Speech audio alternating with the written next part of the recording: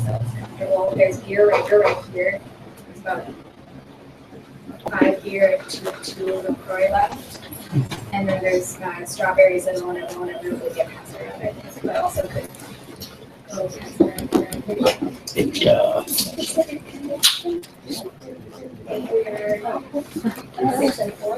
Is that appropriate? Yeah, that actually is best. Yeah.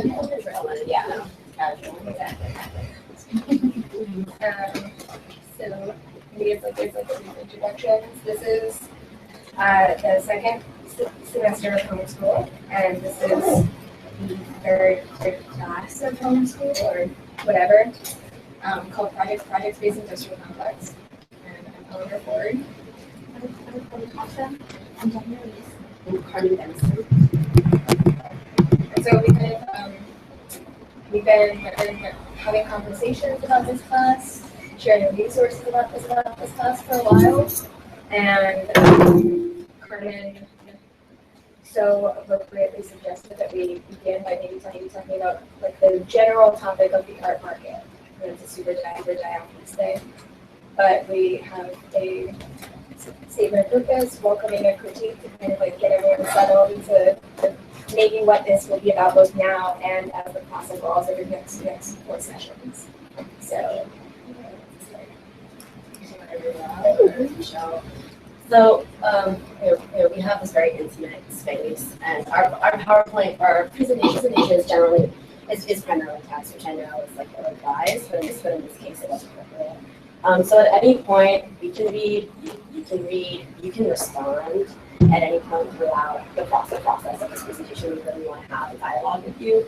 So always feel free to interject based on whatever subject matter you're on the screen, or if you want to read. Our collaboration has been very text-based and conversation-based, so we're kind of here to have that exchange with you all. Now I'll start with our mission statement of sorts, which is a welcoming of critique.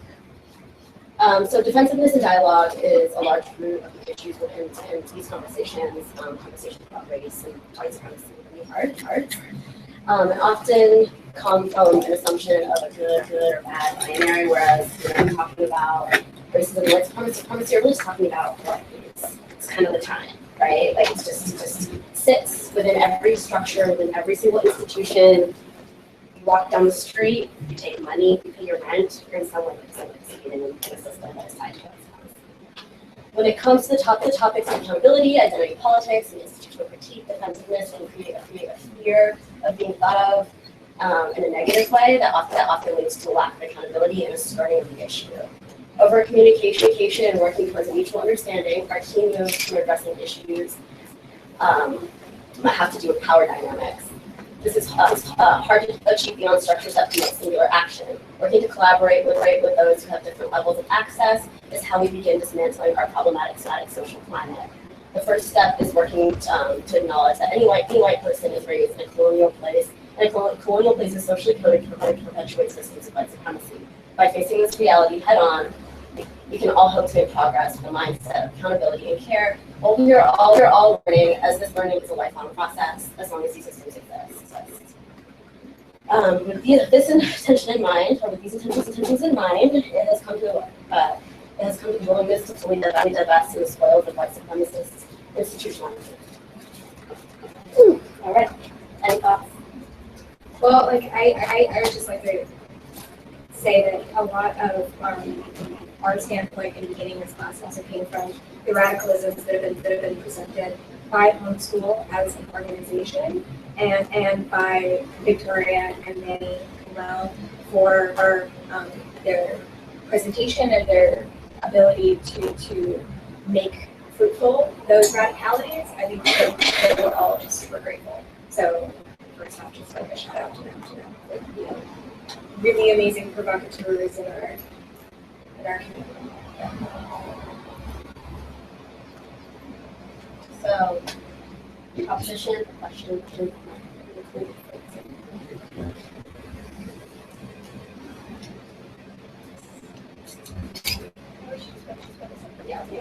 As close as possible. As artists, curators, writers, and audience, how might we address this mystery with full respect for his weight and thoughts? How does this relate to curatorial methods and critiques of artworks? What is the social responsibility of the curator and the project space? Since the project space claims to function outside of the institution, but clearly does not, how do we as artists create respectful spaces for those made marginalized by systematic oppression? How do we also have these conversations with respect to the people of color who do work within these contexts and have no alternative? And in relation to this, looking at this, I'm really in love with this article that was put out by Temporary Services called Radical Space. And I just pulled a quote from there. It says, "We need more radical spaces. This doesn't mean that they have to have a radical political agenda, but it's easy to identify, and which will create a different kind of marginalization or elitism. Making radical space developing spaces that denaturalize the norms of the dominant culture and provide for new ways to build community, social relations, and production of art. This implies the development of forms of art that do not repeat the logic of the market or even bureaucratized democracy. We have accepted too many limits on our creativity already." So as we're like going through that, looking at like decentering. Yeah. You don't talk about. So for pop artists, so I can speak to my own experience. I went to art school twice. I've been working in the arts in various capacities for almost a decade. Portland and New York. Shown all the country. I really struggle with art school. I really struggle with showing my work. I really struggle with finding spaces, especially since the work that I do directly addresses issues of racial oppression. And I identify as a black woman, so I am a black woman, so that adds a added complexity to the ways in which I work, deal with arts institutions that are predominantly run by white people who may not find my experience to be accessible. And so I think, and I've had a lot of conversations with artists of color, ongoing struggle to feel as if the work that you're making, which is representative of your perspective as a person of color, is being respected within very white contexts and is oftentimes exposed to very white audiences. So I guess for pop artists who we also want to address, because so often art is for addresses a white public. The art like the white Western art historical canon is innately Eurocentric, and so by default, oftentimes what is considered to be like art of value is informed by said canon. So for those of us who made it through art school, how often do you consider coming out? How many times do you feel tokenized? How many of your experience micrographic comments? How many times did you wonder if your work was contemporary enough because your white peers were interested in most everything and therefore race was a non-issue? How many times were you shut down for questioning your institution? How angry were you after critique? How often times were you told that there was no audience for your work because it was identity art? How many times were you told that you were too angry, combative, making white people uncomfortable? How many times were you silenced or shamed for making work that directly addressed race and inequity? How many of you felt uncomfortable at your own opening? How many times have you been told that as a person of color, your work needs to be about race?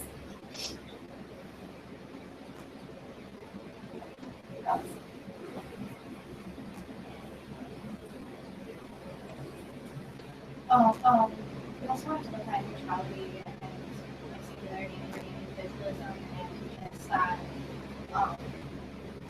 who gets to have their art be from a place, and then what the concept of identity art and where that comes from. It's just a short explanation. The label of identity art is projected onto the work of bodies of people of color, trans, and female bodies. As long as artists and audience, as long as artist audience is and institutions center high art around values of neutrality, which are only truly achievable by white men, we continue to create a two-sided binary perpetuate dissonance. As this lack of harmony is perpetuated through lack of understanding, open engagement, and room for anything beyond what we consider secure investments, or work that is marketable, non-political, the right type of political, and work that is timely and easy to explain. Singularity becomes and remains a privileged position. Through defensiveness and addressing neutrality, which manifests as a form of violence, project spaces play into the mindset of if we don't talk about it, we're not part of it. While the truth that our society in general, as well as the institutions, and economy that curators, artists, and audience members work within, in the larger context feel raised within, provides social coding and frameworks to continue the exclusion and marginalization of the work bodies of color, trans people, and women. What does divestment from this model look like? And I would really love to have some input on this. I know that I've been thinking about this in my own curatorial practice, and like just approaching the ask from a place of like a collaborative ask and with consideration, and trying to like decenter my own values from these things that I've been taught, and like it would be really interesting to hear what your thoughts are on that. Anybody has any questions, thoughts, or suggestions? And none of these questions are rhetorical or or even just like based in answering them like in the here and now moment, especially because we've been working through this idea and have been maybe get this all rolling in some discussion. We've been talking about the creation of autonomous and truly radical zones. And from our perspective, that's been achieved in a lot of ways through a conversation. And that's such a fun day after thing to really start to think about and consider within the curatorial practice, especially. And so, yeah, maybe if anyone has thoughts or feelings on that, on radical situations that they've been able to achieve in these zones that are, as we're discussing, like not neutral. I have a question sort of about, I'm not going to phrase today's question. One thing that I've run into a lot in terms of like labor and the question of building something with other people is this. I see a lot of times people who do grunt work, people who put in work a lot of times are women and people of color carrying labor into a specific way. And I see there's like a tension between wanting to, encourage people who don't usually get credit for that kind of work step up and take work. And then the question of like, actually, are we putting more work on these people instead of giving that work to other people? That like, are we giving people a space and opportunity, or are we just giving them more labor to do when they're like toil and silence with? And I feel like I personally struggle with that, and I struggle with that like within the outside world, and like where that kind of how do you like navigate that? I think is something that I wonder about. I know in like the context of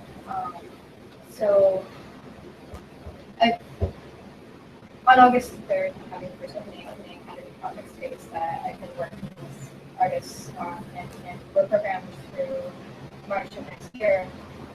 And in my asks, like I don't really have a whole lot to offer. I don't have financial support from my parents. We're applying for grants, but I'm doing next year. But like looking at the small tokens of like something that we can offer is like a collaborative setting, being able to source materials for artists like within our own budgets, and like lights, and just like trying to make that happen. But like the transparency of the ask, and like I also am aware when I'm asking artists for free labor that like I need to be like giving them something, because even when you're able to give somebody like a $500 like payment, that's not taking into account like materials and passwords that has gone to them to a point where they can show in the gallery, or like their studio practice is for like anything, looking at like waves, which is AKA artist project, which has a fee schedule, and it typically lands around $1,000 for the artist for exhibition, for sold out exhibitions in non-profit spaces. That doesn't take into account a lot of things. Clearly, it should be like something that also pays for tuition if they have a degree. And I found like the only workaround that I have for that is like transparency and like also being really open to the fact that like these artists can say no, and like in their right mind they really should say no. Like I'm very lucky that I have people who are doing everything with me, but like I'm not coming from a place of like this is an opportunity for you, like giving a pat on the back that I've curated you. It's like if you would like to use this space and like if this fits in within like your life plan, like let's talk about it. But if you're incapable or unable like right now to do this, we can talk in the future when I have a better offer and I'm not gonna like write you off my list for saying no. Yeah, I mean, there's also sort of something to be said about like the structures, and you're talking about the the demographic of people who tend to be put in places of labor positions. Mm-hmm. But I think it's also really fruitful to look at who is up that hierarchy, because it's all based upon a hierarchy, and especially in like the commercial art market, that hierarchy is topped off by white men and white women, and a lot of the secondary steps are also completely taken over by strawberries, are usurped by white women, and a lot of that form of creating opportunities and actually taking over, allowing for people of color specifically to create commercial art zones, to liberate and decolonize commercial art zones, is incapacitated by this mode of white feminism as well. And so also in terms of like a curatorial practice that opens more doors than it closes, it like should, from my viewpoint, be made possible by white women opening those doors, when so frequently this mode of white feminism is a closing off of those doors the moment that you pass through it, because your liberation is what happens. And I think that's what a lot of white women are taught about feminism, is that we work for your liberation, and that your is very predicated on the other. And just to speak to that hierarchy from a top-down perspective, it is like completely within people's rights to call out white women and their role in this system for allowing this oppression to continue. Sorry if that feels like a strong stance to take, but yeah. And I mean also within that, like looking at the larger system where that does happen, and like looking at concepts of like beyond calling out, calling in, and being like, hey, like there are different practices that we can do. Like sometimes I know for myself, like having conversations with people where it's like kind of just letting, as like the conversation kind of goes on the sideline and things are getting iffy, like letting the sentence get finished and then being like, okay, let's talk about this over here for a second, and bringing it back and being like, maybe this could be better, but like giving like an example that's general, and like that's a lot of labor. I mean, like it's also like I personally, like I am very interested in like not perpetuating like heteropatriarchal like values, and I feel like there's a lot of like pitting women against women, and there's a lot of like competition for these positions, which are typically like administrative positions within like spaces, and these positions are like recognized but not actualized in the form of like financial reparation or gain labor.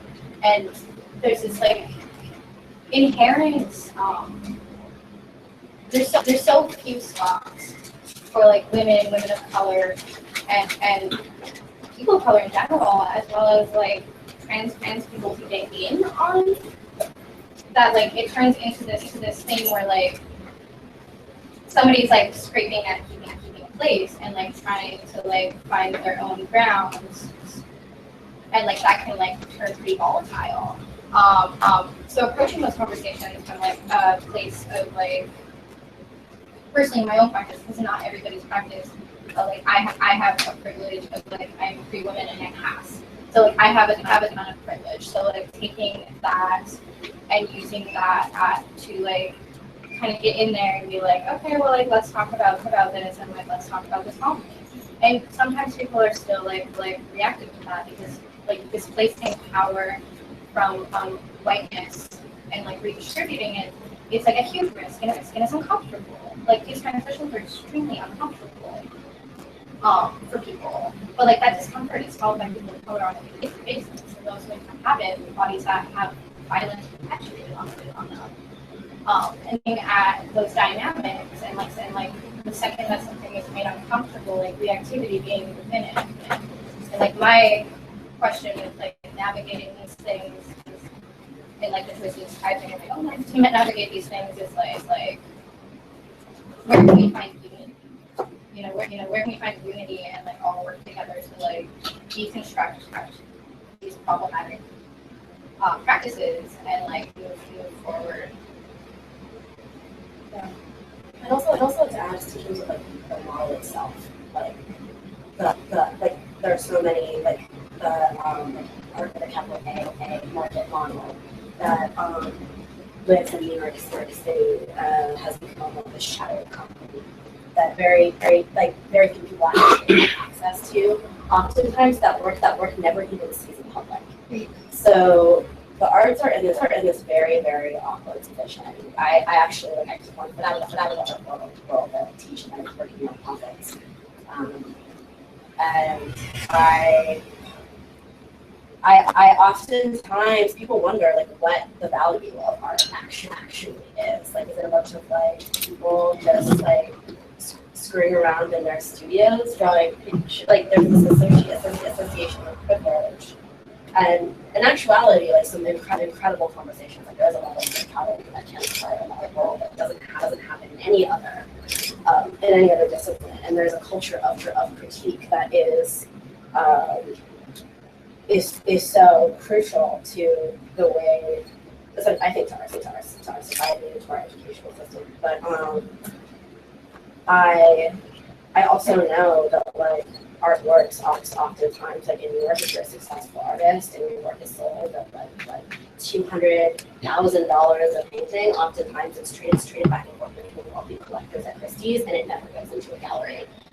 Whereas those of us who are showing in project spaces or even like art dealers are constantly scrambling to explain why what we do is valuable. And so just in terms of like art as a business model, I think like the art world and many people have said this to me needs to kind of reconstitute. The arts need to reconstitute themselves with human beings as well. And the way that one deals with that is the fact that like there are some issues with the ways in which art the criteria for aesthetic value, what constitutes an artwork as opposed to like an aesthetic experience. And these are all things that need to be taken into consideration in terms of what funding sources, but also just to continue surviving and staying in line and aware of the ways in which the world is changing, which means talking about things like race and gender and sexuality in an open and critical way.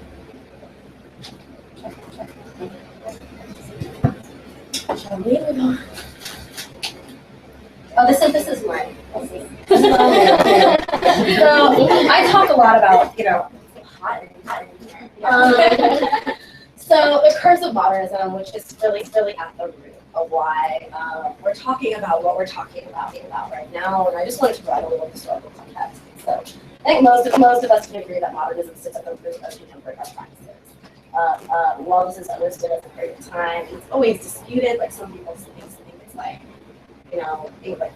depending on what discipline you're in, and there are like varying perspectives. But it's actually characterized by three major historical statements, not events. I feel like these things are still in process, and so they exist on a continuum and still need to be discussed. And I think that have mutated over time. And so, so I know that they're mutated over time. So you have European colonialism and the birth of racial categorization and racial hierarchies. So what that has resulted in is erasure, genocide, and slavery. You have secularization, the Enlightenment, which things like Protestant rationalization, the age of reason, humanism, objectivity, the rise of scientific and technological determinism, and the Industrial Revolution, all of its consequences, shifts in economy, capitalism, labor, production, and alienation. And I think that this is something that I hear a lot about in our world, for sure. But these three things and their relationship to each other, like people forget that like modernism actually produced whiteness and it was comparative. And so an entire I would call it like a pathology of sorts that developed over time around whiteness. And it's a very politicized perspective. It's not biological, it's not ethnic, it's affective, it's legislative, and it is very much a political identity, but as like we mentioned earlier, it's sort of the fallback. And so just as a operative paradigm within the arts, within Western society, within our educational system, we're still answering to this framework, and that very much informs the ways in which that informs access to education and access to any institution.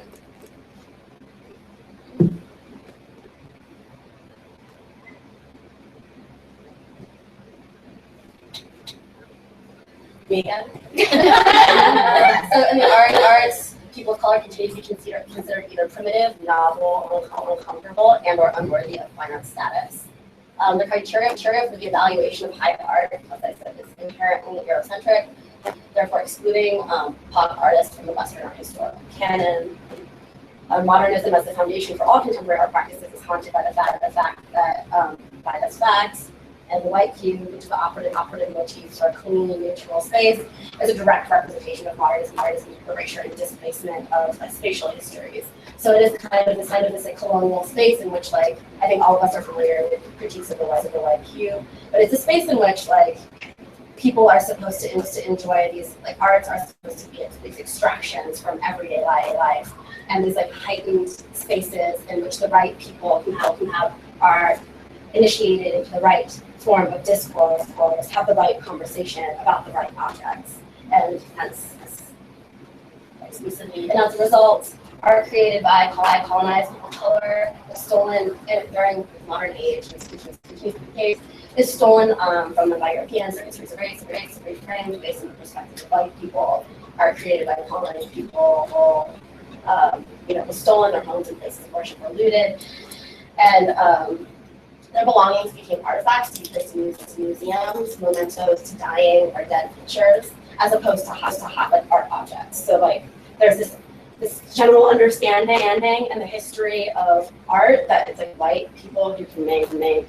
high art and people of color make artifacts. Colonized people become the silent subject to be examined, violated, categorized, surveyed, dissected, and defined. Oftentimes, like.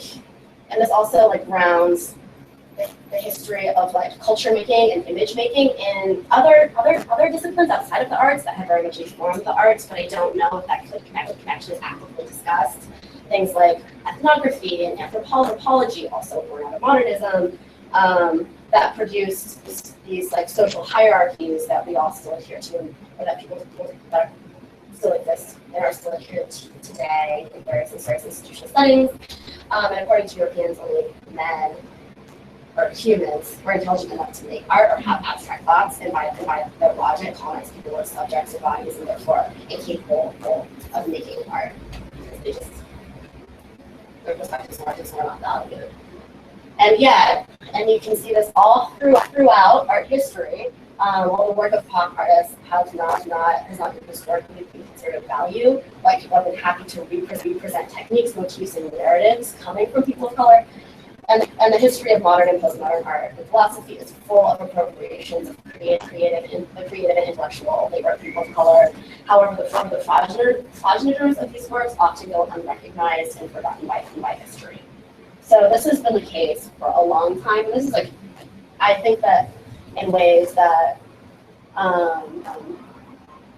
even on the level of, say, like Picasso was heavily influenced by African art that he saw in natural history museums. Oftentimes objects were stolen from African peoples. He was very influenced by like a series of Congolese masks. We saw them in France. At the same time, the French government was like in the Congo killing and enslaving people.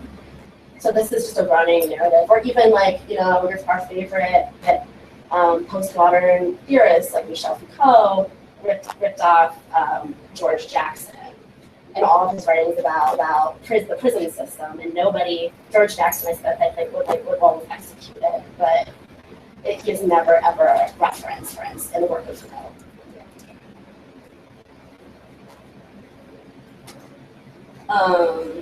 So audience access, as you can see, the avant-garde is one benefit from the contributions of people of color while systematically excluding them. And our audience is predominantly like white. Our history, our practices, and the criteria for quality are naturally white supremacists, and the appearances of bodies of color, if not excluded entirely, are often tokenized, fetishized, and essentialized by white institutions.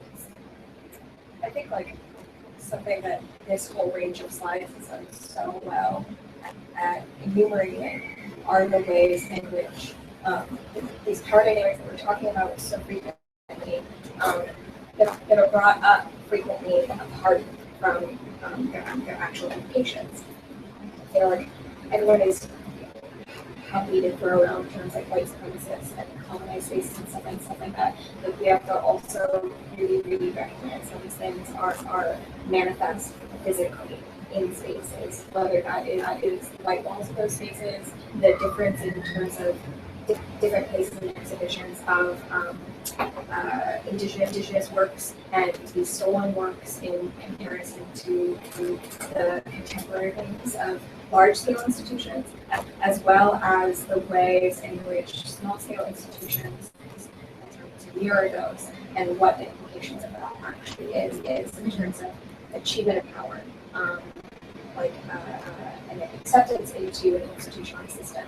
And all of these things. I mean, it's even to the point of having a photographer around an opening and hear about these practices both with large scale institutions and small scale institutions. And going to Reed College personally, it was a joke around campus that there were a higher percentage of people of color in the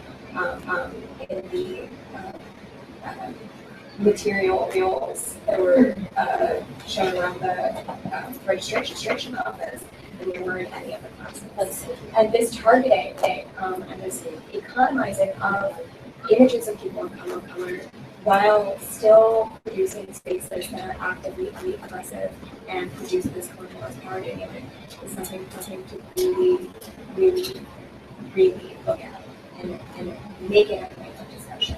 Yeah, which is I really appreciate that. Yeah, I also think like the presence of the histories of people of color and representation within curriculum. And I've said a number of times like art was sort of defined in such a like simple kind of way, and also like knowledge, like what is considered to be like authoritative knowledge, is also defined on very sort of like very Eurocentric terms. But you can borrow from a culture that's oral, write it down, and then all of a sudden their story becomes your story, even if you don't understand it. And I think that like it sort of adds insult to injury. It's that sort of like you can't have your narrative, like, or how dare you speak your narrative. I want to interpret your narrative, and I own your narrative, but I own everything else. And I think that like bodies, images, like that sort of the violence of that runs incredibly very, very deep, but we don't consider it in the context of like abstract expressionism, whatever. Yeah, and even the classification of project space or independent art space or commercial gallery or non-commercial gallery is a power dynamic. You look at what the difference like asking the question of what's the difference between a community center and a project space? And how does that delegation affect things like audience and access, and organization, these sort of things? Because you see amazing works being created from community centers. And I mean, a great example is just the dynamic between something like Triple Candy, which is a non-profit art gallery that was based in Harlem for a long amount of time, and the community centers in Harlem where art is also made.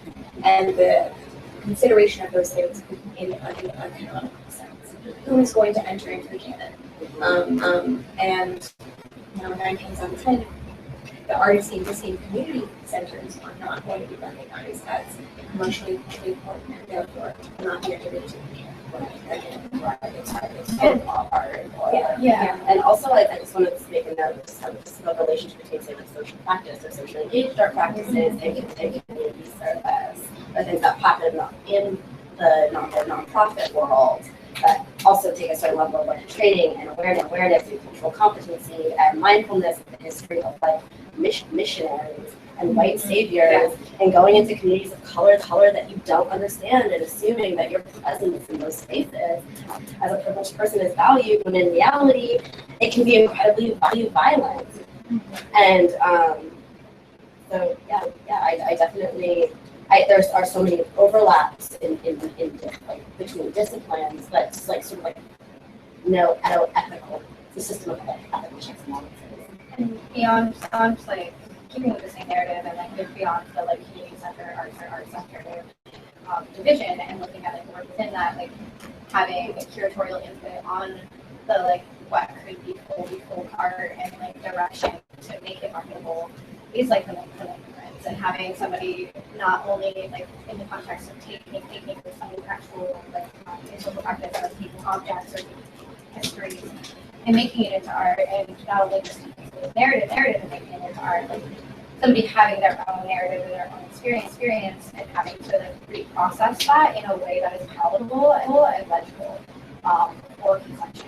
And the economy that can be built around that is exactly like the whole identity art in these contexts. And it's just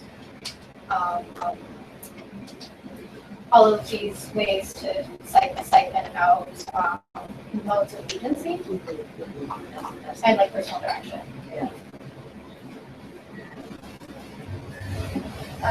So maybe they get to a little bit of that language. I mean, you know, the difference between like X, Y, and Z, like ethnographic exhibition or something like that, or understanding how institutions consider the quotient status of people of color within their spaces. There is not a diversity problem. There's not a diversity problem. Addressing this issue as a problem tokenizes and sees in some degrees artists of color into a space where their identity and presence holds commodity worth rather than individual value. So by limiting the quotient, the people of color that you have entering into space, showing your space, participating in space, you are bringing things down to a capitalist value system.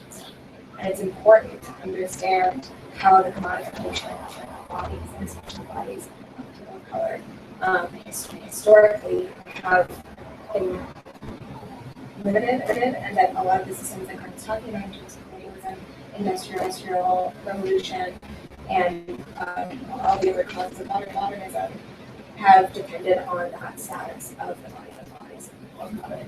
That it's really important to understand and recognize the history of this qualification of laborers and participation and just these bodies and states as a commodity value. This commodification of Black and brown bodies as a solution to a problem negates the value of the physical, emotional, and intellectual labor on which most institutions rely on, whether that's security guards or if it's citing Baldwin in your exhibition catalog of entirely white artists, or all these different examples of this kind of thing, depending on having a diverse audience in order to keep your 501c3 status or something like that. And that very single falsified counter-narrative couched in liberal tokenism. And it's important to understand how so many of these institutions function within liberalism. And it's also important to call liberalism out as this anemic balloon that is able to protect these white supremacist ideologies from whatever attack it says. It's also important to remind ourselves that most institutions under 501c3 status or larger museum institutions are classified as educational institutions, and they receive their funding through education initiatives. And the question is, of course, as A.P. Ernst mentioned, the regional talk is who are the educators. So all the people of color have their work that is stolen and used for educational purposes, but also who is being educated. And education, again, is another system that it functions within a white supremacist ideology from its very beginning. If the audiences are not being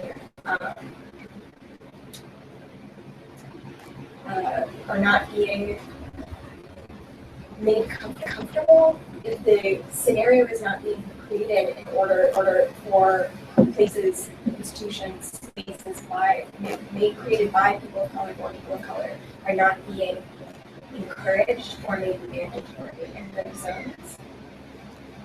I see this as a supremacist educational concept, and the concept of like as supremacist educational reform. Yeah, I think we, going back home, I think both of them kind of touched on it, talking about this like exceptionalism within art institutions and how Black and brown people are expected to be exceptional, or at least digestible into white supremacy, and their identity is not fully engaged with, but just used as like a citation or a quote or something to throw around. And like this positioning of people of color when they fit into this idea of exceptionism is then only when they are really welcomed or included into these spaces. And I feel like when we even looking at like the language that we're using to talk right now, like how many people can outside of like this room or this like institution can fully engage with it and understand what is being said. But at the same time, if we were to use this different language, what would thoughts be on the educational value of this class? I think that all of us have up here are looking what we expect from an educational institution, and that is entirely couched within awareness. And another thing is, and I think about artists of color, and she launched stuff about it, and about black and brown and just people of color in general. And we have to go to school to be successful. We have to have a certain kind of credential so that we can make money, so that we can pay our rent and live. And these are not options that we have to walk down the street. I live in North America, and I get up and I walk down the street in a neighborhood that has been very aggressively gentrified in a profoundly white supremacist system city that is on land that's occupied. But it's just sort of like it's not an option. I think one of the huge issues within arts institutions is the fact that people of color do show and oftentimes are held up as like, well, look, like we're no longer, we reached our diversity quota, and so we can stop questioning ourselves. There's no problem. Like every single institution, I went to college. My college was profoundly white supremacist. I would person of color that attended college. Every single person of college that attended college will say the same thing. And so I think that, that whole diversity or like look what we did. We showed whatever number of people of color, and then using them as this barrier or this between this white supremacist, between the institution and the critique of being white supremacist, which could be leveled at any institution, is problematic to say the least. And coming from the background of, I guess I now technically have dropped out of my degree in anthropology, sciences, and Indigenous Nation studies because it's just exhausting. I have to basically put in my language, but I hate that behaviors. And just be like, okay, this is wrong, this is wrong, this is wrong, this is wrong, this is wrong, this is wrong. And then like go out into the world and like say hi to people and go out into the world and live a life where like I don't want to think that everything is evil and that everyone around me is in danger, but that is also like a kind of reality, like coming from a perspective where my community is oftentimes like facing violence on a daily basis, and like if not like direct violence, microaggressions, which are also violent. And so looking at those concepts of those institutions and like how to navigate those, and like when we are coming to like these perspectives from these different places, and there's this other side of it where I think in the world right now, like there's a lot of it's like some blindfolds taking off, or like some layers are coming off the onion, and so there's a lot of emotionality around these topics, and there's a lot of heat around these topics, and there's a lot of this feeling that it's like a hot potato that's being passed around, and like if you're stuck with the potato, then like you're a horrible person, and like everyone's going to dox you, and like suddenly like you're out, and like that's awful. But like in reality, these tensions exist because nothing has been discussed or isn't being discussed, and like now in the year 2016, like we are starting to discuss things more regularly. Like, this started a while ago, and now it's more like, widespread. And if you look at like even the field of like anthropology and like how we write about art, there are like, and write about music as well. There are artists of color, and there are like scientists of color, and there are writers of color, and there are female writers, and there are trans writers that are beginning to like actually be allowed to these structures. And so looking at these like reworking these other dynamics and reworking those perspectives, and like how as these like allowances are made, and either allowances or reparations are made as the climate shifts. It does like sometimes like the tokenism and like these things that we have to check off the list reinforce this like minor thinking, when in reality like we live in a society that like everything exists on a spectrum, and like how we choose to engage with something, it shifts things day to day. Like I could be really nice to somebody who I meet on the street, and then I could see the next person on the street and be a total asshole. And like those two things don't balance each other out. Those two people are affected differently. Or like I could, yeah, there's a lot of things, but like looking at like the grander scheme of things, and like how we get these options like as people in the world to like reset and like take time and like learn more and ask questions, and like ask other people questions, and like ask our communities questions. And then we are a lot of time to move forward and opportunities to move forward with new information and new intentions, and like there's opportunities to change.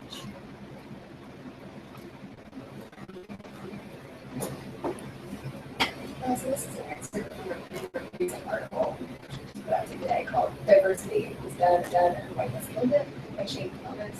And Media Diversified is a really great resource for articles by people of color, just articles that genuinely and very like face forwardly address these issues. So these are a few quotes from that. Often saying they value diversity means they institutions. We got be an inclusive us, have all right about it, so we can focus on important things that make money. There's no one in my moment. It puts one in the mind of the Langston Hughes poem "Pass." I could tell you if I wanted to what makes me what I am, but I don't really want to, and you don't give a damn. Allie, what does BME mean? I'm actually not sure about the exact. I think it's black or mixed ethnicity. Oh, it's that British term, right? Yeah. Can y'all speak up? I'm having Oh, yeah, really no, hard time hearing. definitely. I'm sorry, yeah, totally, yeah. We shouldn't be looking only at the dearth of influential people of color. We should be looking at the predominance of whiteness. Yes. Rather than shielding yourself behind how many people of color your company has, better to scrutinize why you have so many white people. Diversity should be a remedy, but it's more often little than no string. Because dominant culture is only going to take an approach that ostensibly works. It's true that many are genuinely confused and affected when this topic is raised. The system works, doesn't it? If it didn't, surely we would have changed it by now. Another favorite rejoinder is that one's identity is incidental, and talent should only be the only consideration. A demand for special treatment and an aversion to hard work is the only problem here, right? Such myopia is as commonplace as it is asinine, and illustrates the limits of diversity when the most privileged refuse to accept complicity, such as the erroneous and unspoken assumption that diversity produces a dilution in acumen. I mean, like, this topic is so enormous to the point where there's been recent Supreme Court decisions made in relation to university acceptance rates. Like, it is an enormous topic. And to actually consider diversity as a watered down topic is a mock scope to discourse and to the potentials of its impact on the way that our institutions and dialogues function in this 2016. It's 2016. And diversity, the diversity problem is still a problem and not an actual thing to get through, thing to blossom. Like, I don't know. Let's still address it in the sense of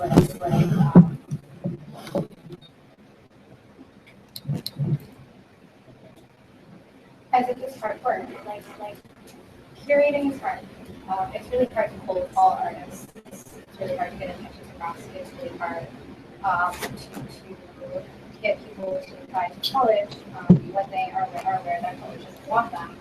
It's really hard working with students. It's really hard to make these things accessible, but if you're actually looking at what makes diversity really hard and then looking at structures that prevent diversity, instead of having a diversity committee, looking at like how educators, looking at how curators, looking at how board members, looking at how people who are working in like high levels, like above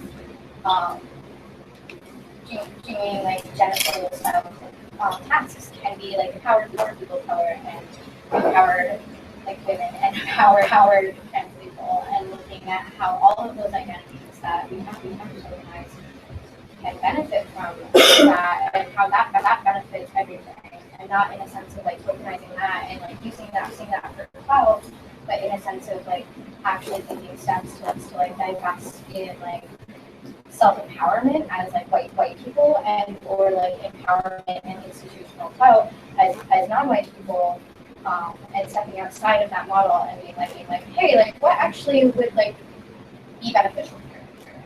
Like what actually is like an opportunity for people? But there's a lot of times where like opportunities being offered aren't really opportunities. Like I get asked to work for free all the time. I've gotten so much exposure. Sure, and like I also get asked to work for quite a bit of money. And that's rad. And sometimes I work for free because I really care about something. And I think that's kind of how everybody does it. But looking at what those like terms of exchange like actually are, and like looking at like finding some sort of, not even compromise, but some sort of like way that all parties involved are comfortable, and that might be at like the uncomfortability of like white people. You know, so it's like gauging that like level of discomfort and having empathy for the experience of coming into these institutions in a place that is like I'm trying to word this in a way where, like, if you're a white person looking at institutional values and like looking at spaces and like coming to it with like empathy for the fact that like before somebody is entering your space or your school or your classroom or your institution or your art studio as an assistant, they have to go through a lot of shit to get there. And like that is shit that like white people probably never been through. And like there also is like a thing where like white people do grow up in poverty and like do grow up in foster care and like do grow up in these like very, very extreme circumstances as well. And I'm not trying to like nullify that, but like as a person who has like personal experience with like passing privilege, like I know for myself I'm allowed to like circumvent and have a pass. And I can have a pass as well. Whereas like somebody who's inhabiting like a more visibly violent or a body that like is more visible for violence does not have that option and doesn't get to take that off when they get home and like doesn't get to like have that fluidity in the same way. And it's a lot of work. Also, like we were talking about like this how institutions try and reach this like quota for diversity and talking about like this submission-based process and how that aligns so much with white supremacy because it's again asking people of color to put in additional labor, while also like who feels entitled to submit work or who feels like my work deserves to be shown and therefore I'm willing to do the additional labor that it takes to submit into whatever institution or whatever like event. Yeah. It's also asking them to sign off, which is not ever gonna happen. But like it's like the signing off is not an option. It's like where are you gonna show? Like, do you want to get paid to make your work? That's always going to be a wealthy white person somewhere along the line who says something shitty about, you know, what it is that you should or shouldn't be doing. And like the farther up the chain you go, the more likely that's going to happen. I also think that like it's okay to be uncomfortable, and there are so many like things that are I think one of the problems with whiteness is that it's not supposed to encounter resistance, and resistance is not necessarily a bad thing, and there are so many there's this assumption that life is supposed to be positive, and if something makes you feel if something makes you feel like a negative sensation, then it needs to be shut down. And that can be anything from looking at somebody who is different than you are. That's what racism is, right? At the end of the day, like I see you, you are different from me. Society says I'm better than you, I shut you down. And I think that allowing this world is complex and full of perspectives and full of ways of being. And the reality is that there is a white reality, and then there are other realities for people of color. And people, I think generally speaking, people of color are very aware of the white reality because it's the dominant narrative, but white folks are not so much aware of their reality and what that's like. So just out of respect for your fellow human beings on this, like if the least you can do is be uncomfortable, then I think that's not too much to ask. For you guys as curators and as well as artists, I guess for me a huge problem looking on to observing the art world is the role of ownership and the commodification of art. How do you guys navigate either redefining or rejecting ownership in art while in a way that it doesn't comply with the capitalistic implications of that? Because you're forced to all of us are kind of like slaves to how are you going to live off of your work, but also how can you reject the systems at play without rejecting that is like imperative to you receiving something. So not an easy question. Yeah. So I deal with other like really positive systems like in my work, but I work in the nonprofit world most of the time. So my money for the most part doesn't come from the arts that I teach. So and I actually got that advice from a professor of mine who's a black constantly getting first sides for the work that he was making. He was taught his entire career. He was like, I can't teach because I want to make the work that I want to make. I don't want to worry about who's going to buy it. I don't care what anybody says. My money doesn't come from them, so it doesn't matter. And I kind of took that part. And so I do, and I really love what I do. And I work in the nonprofit world with communities of color, developing programming that's like post-secondary access programming, and then teaching I will teach you how to do it all. So I get a lot of the work that I do is directly tied to like my day job, so to speak, is directly tied to my art practice, and I don't really differentiate that much between the two. I can openly say, like, the work environment that I am in actually like demands that I critique white supremacy all the time for the sake of the population that I'm working with. So even though I'm working within the nonprofit industrial complex, I'm encouraged to critique it actively, actually to do that. So I've worked out a pretty nice deal.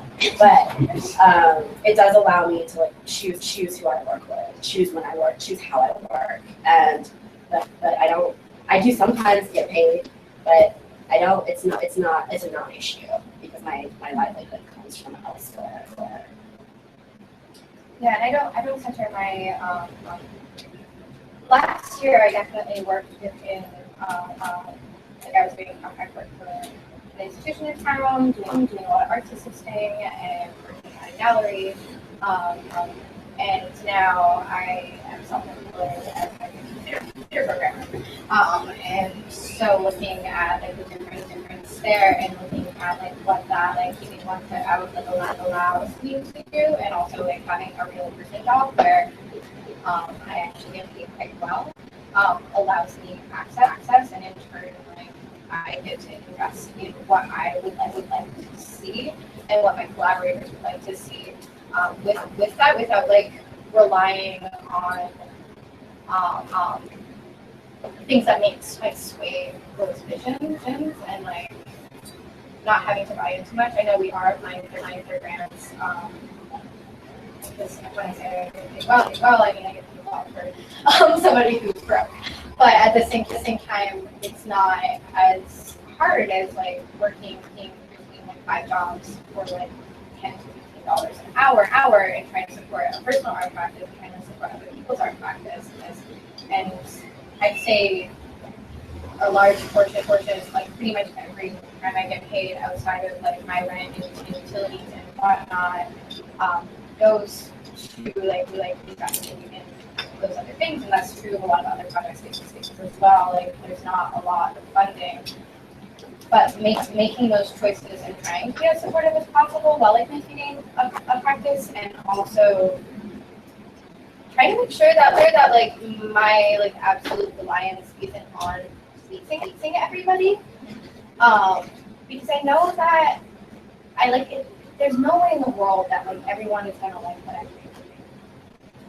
What matters to me is that the artists and the audiences that I engage with, that are relevant to like those values and the values we're discussing, feel that they're comfortable with them, and feel taken care of, and not get to everybody else.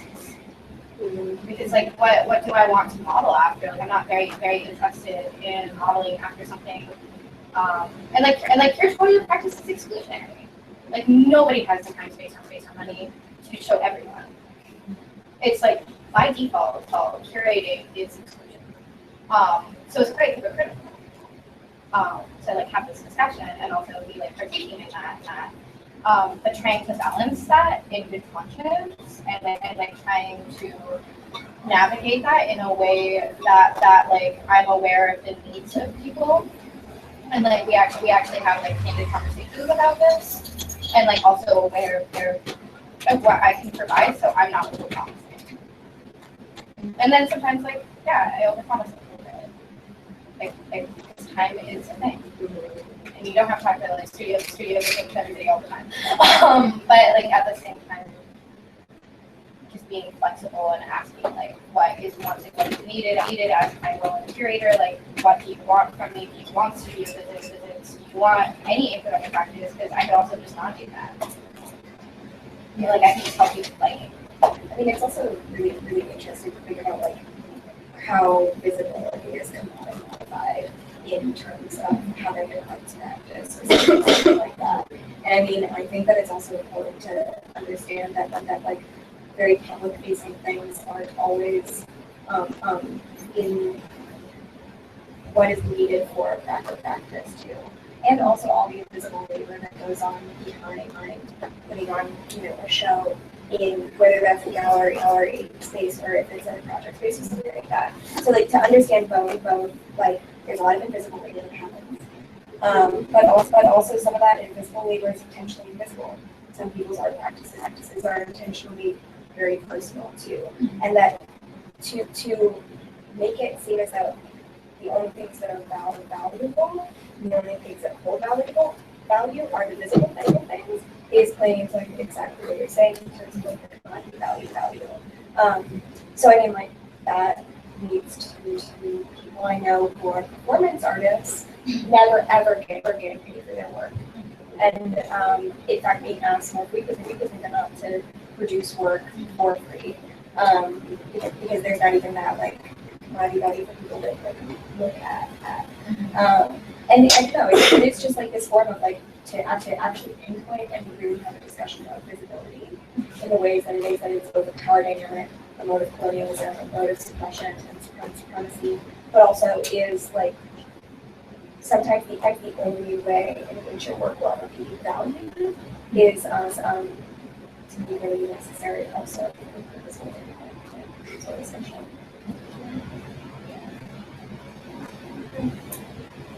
We're running out of time, but like I'm being mindful of time. Yeah, we're taking it. All right. Right. Yeah.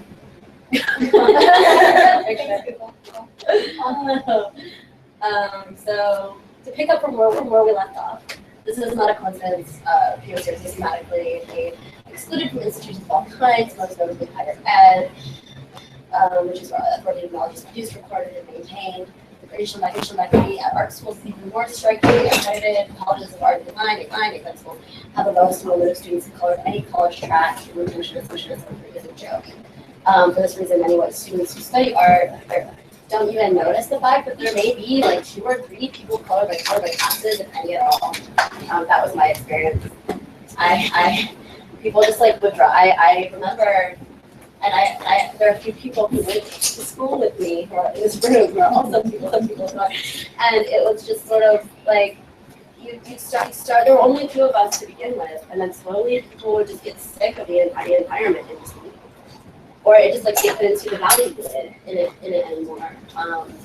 So yeah, that's super unfortunate. So let's talk about this. So white cubes everywhere. So what are artists' residence spaces and why do they exist? It seems like an odd order. We talked about this already. Let's just Kind of just, I think. Public spaces. Okay, this is Economy and value and spatial revitalization. Project spaces seek acceptance by becoming reproductions of institutions, or not very commercial versions of commercial spaces. And we return to the function of project spaces as offshoots of the institutional function of the artistic game. Making this kind of space, be it a ruinous post-industrial loft or an off space white cube, is a contradiction that really warrants consideration. It is the kind of space that is not controlled, that has been developed alongside its specific historical trajectory.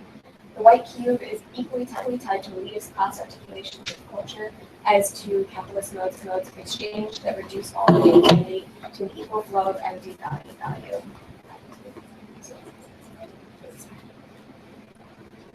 Here's another general point. Yeah, I think everyone gets it.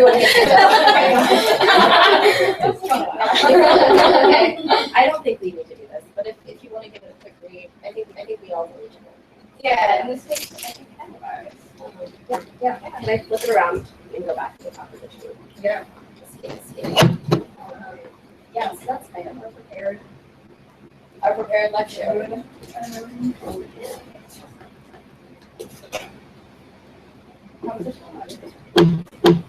Substitutions. That's what we're doing.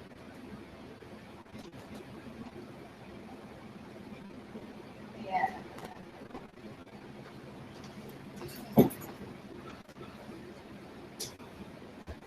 So yeah, we again, like the conversation I think is bloomed naturally out of the root of this presentation is going. Has been very I don't really know where to go from that because I think we might continue the conversation. We also are aware that like being bombarded with a lot of text and reading can be like a filling your head kind of situation. It's also quite warming. So you're speaking. Yeah. It's okay. Okay. So next year. Yeah. Yeah, I think that We can take a quick break if anyone wants to afterward. yeah, if that sounds good because It's hot. yeah. We've learned a lot of information. I don't know how everybody feels about that, but whoever smokes might be smoked. yeah, it's one. But yeah, if we wanted to do like a minor intermission, then whoever wants to stick around for like a little discuss could stick around. Whether that's 3 people or every single one of you. There's so many people back there. Maybe that sounds good. We go get fresh air. Yeah. Okay, cool.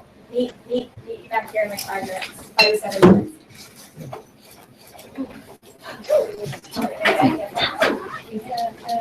Also, there's tons of strawberries left over and a beautiful poster for One Flaming Arrow, just to remind you of all the important things that are going on in the sport. Yeah,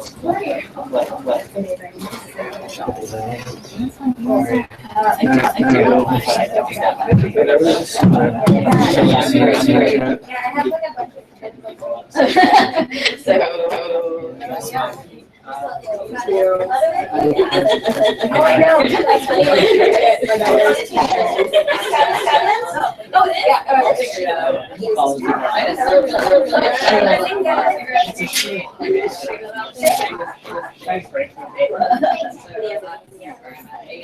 Hey, what's up? Yeah. It's like ultraviolet. That change. Well, this would need to be on Yeah, well, so then, like, even when it's not, it's alright.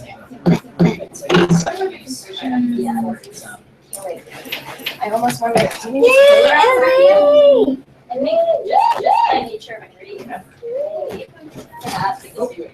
Ow, too. Oh, because yeah, because when it's hotter, when we got here, it was hotter outside. Oh, it's Yeah, but now it's yeah, it's hotter inside than it was outside. sometimes some people do it.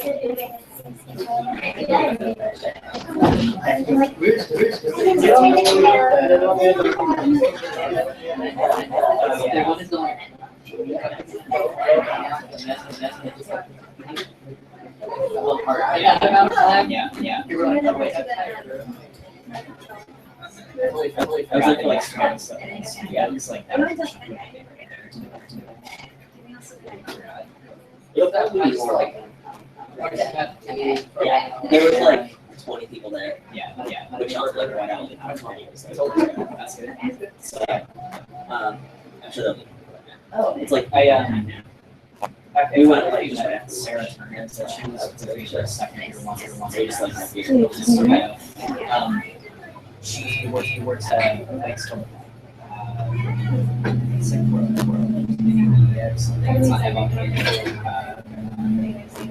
Yes, yeah. every weekend. They're amazing. Yeah, I got work. Because they're having a party and then she invited me to. So yeah, they still party. Yeah, they won, They were all straight back there.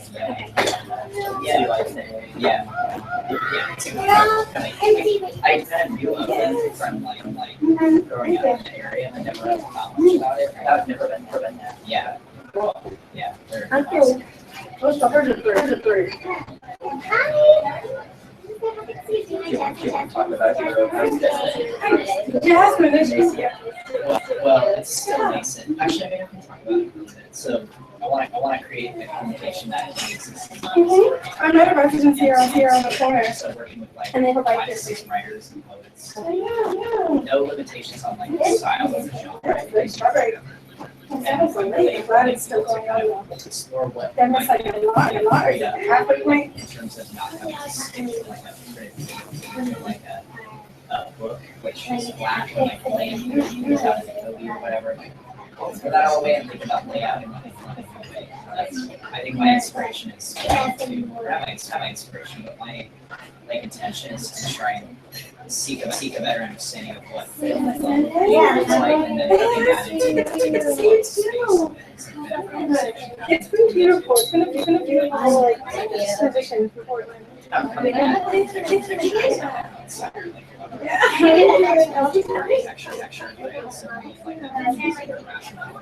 like, I also have a weird gallery that that's its own modus operandi, and so I want to just work within their structure too. Like, Where you going? for certain things, I can navigate that. Come in, see you're in the summer. And all of it. It's kind of a challenge, actually. Yeah. If I can pull Oh yeah. pull something off. Thank you. Yeah, I'm hired. That's and like, I was out of residence here on the corner, ideas. and partially run by the same people that were hired. Yeah, around the corner from here. Yeah. Hi, Jasmine. Nice to meet you. Yeah. Hey. Nice to meet you. Yeah.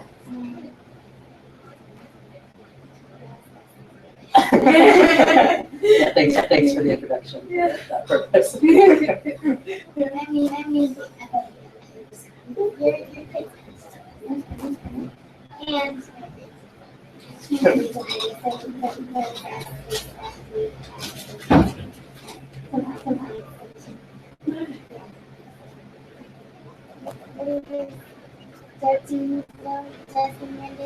The top, right? Yeah. Yeah, I think I might have seen it actually.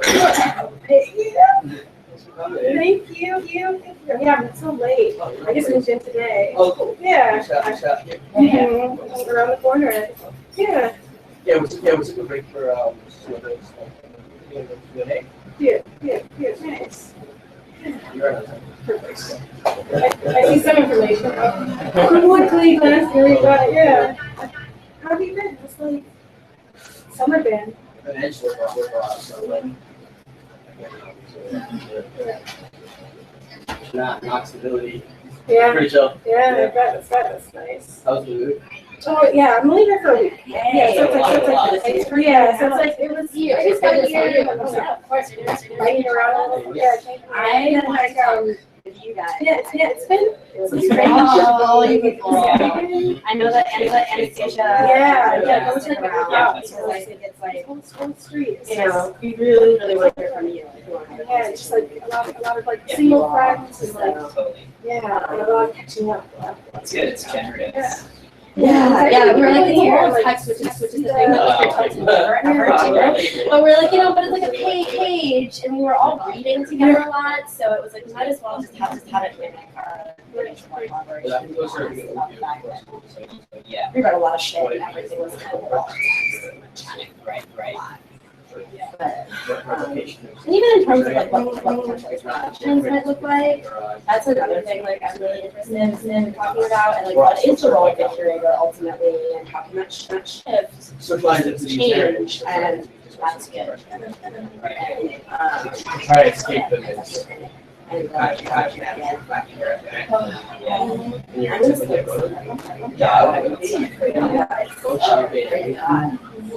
all this different stuff. To do it, you're also very much like involved in vice versa.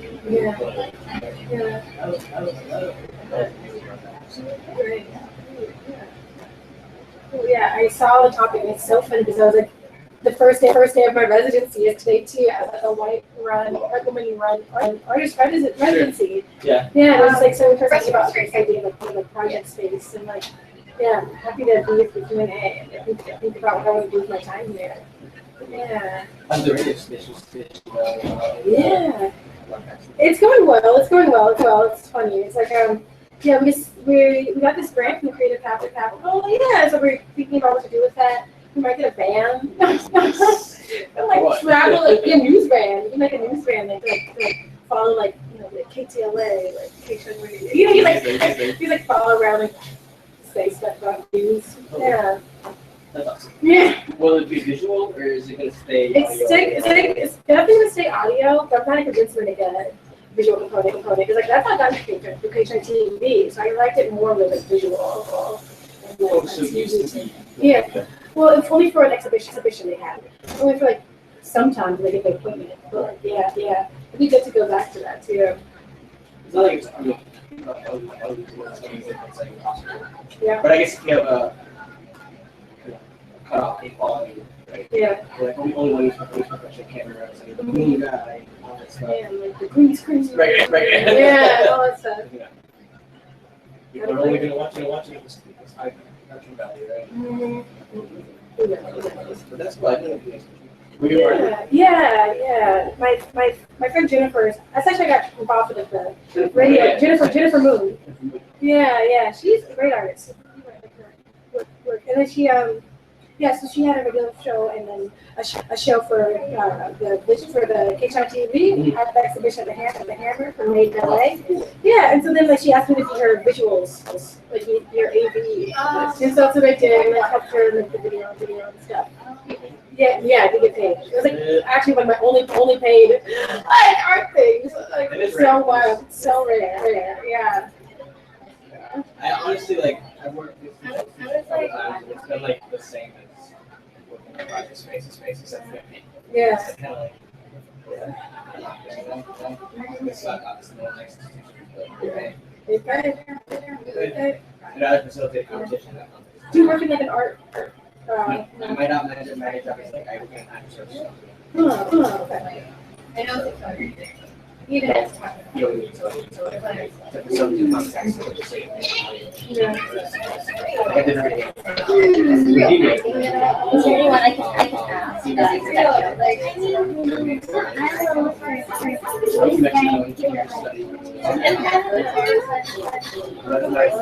First time I really. sounds like one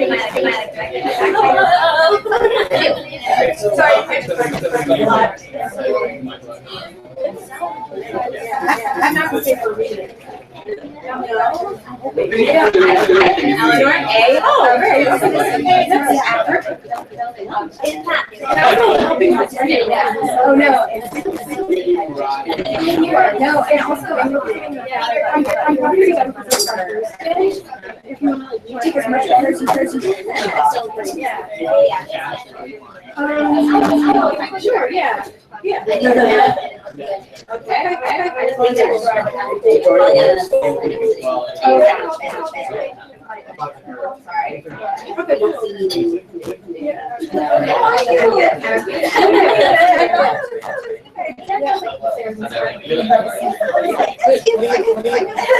The last time I heard,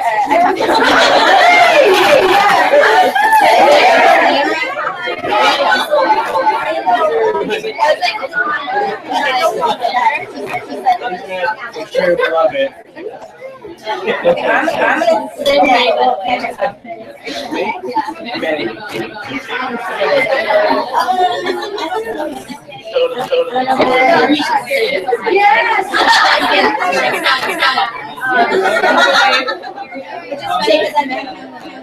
Wish I got this. Oh, there is one too. And I was like, I know, like, when I first met you, I was just like, why is this talking so crazy? And I had to get to know you, and I was like, okay, I get it. We're like double the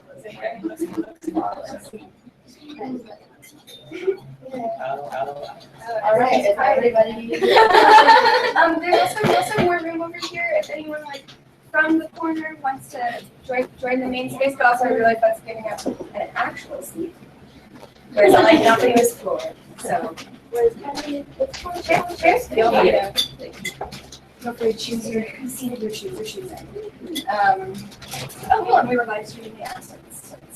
It feels like a good Yeah. So there's ways that this can go. We can open it up, or we can. I know that certain people were talking outside about things that felt relevant, or also we could do jumping off points, or if the brain wants to set it up.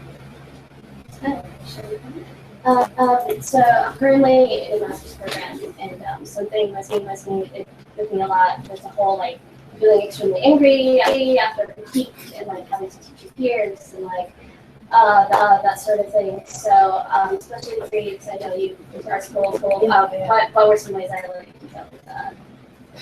I have found the community is really, really important to me, and I know that it's kind of like that's my main answer. It's just like find your people, and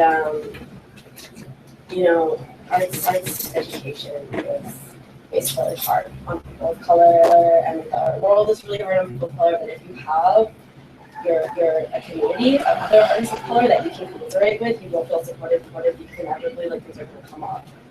And also like finding ways to calmly address issues.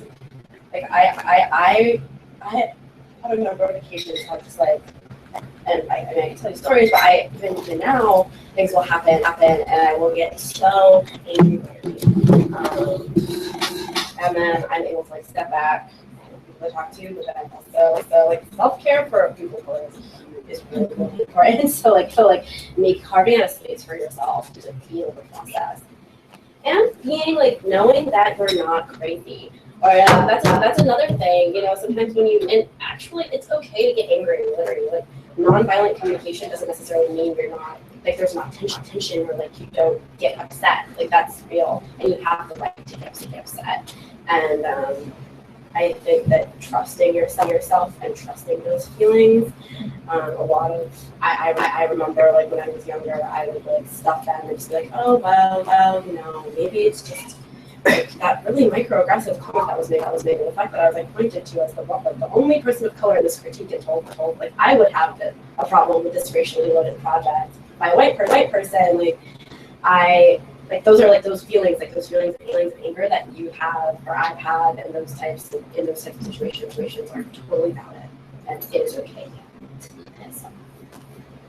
Yeah, and I also I don't go to art school, but it's something that I personally struggle with in classroom settings and just in general, that I've so well have been able to learn to like name my harm using institutionalized language. But then what does it mean to really sit with like the pain and hurt and trauma I'm experiencing, and how do I put that into terms that don't speak in a language that was crafted to create this trauma in the first place?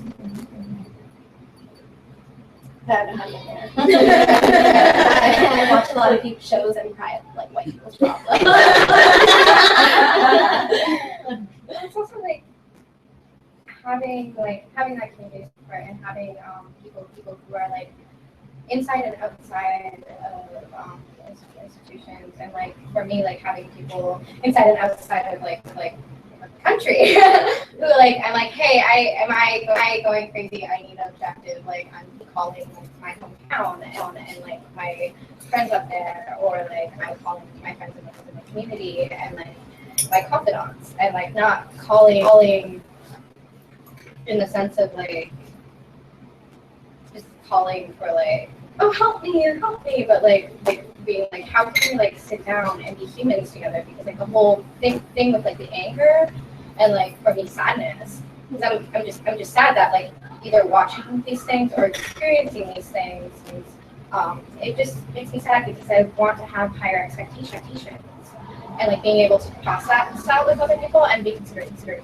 with other people and help other people be considered human is like the only like creating spaces and community and like the things that like I want to see and like taking all of those like insults or just like mean fucking shit and like doing something that's not that and being like, hey, like I'm not going to do this and just being like, what can I do over here and like what can I like how can I divest my energy from this negativity and invest into something that like is potentially different. I don't know better exists because like it's all relative. But like what can I do that's not that. And I'm speaking from a perspective of where the institutions that I'm participating in have directly cultivated and aimed towards what identity is. So this is obviously in a different point of view, but especially in the arts, I had someone tell me recently, like, oh, you know, if you're in art school, especially if you're in a graduate program, like your interests tend to be kind of focused, especially while you're in that program.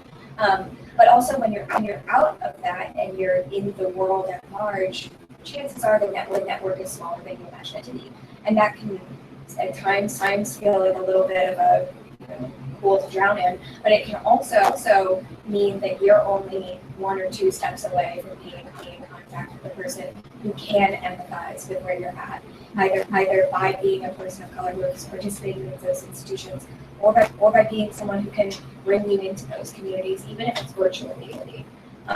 And for me, that's been illustrated so heavily in producing this class, which has been, especially with the papers and stuff like that we've been distributing among ourselves, and that we're also going to distribute as part of the class, reaching out to professors who have produced work that is relevant to this, and saying, hey, just want to make sure it's cool if we distribute your work, like, just to let you know, and also here's what this class is about, and here's where we're taking it.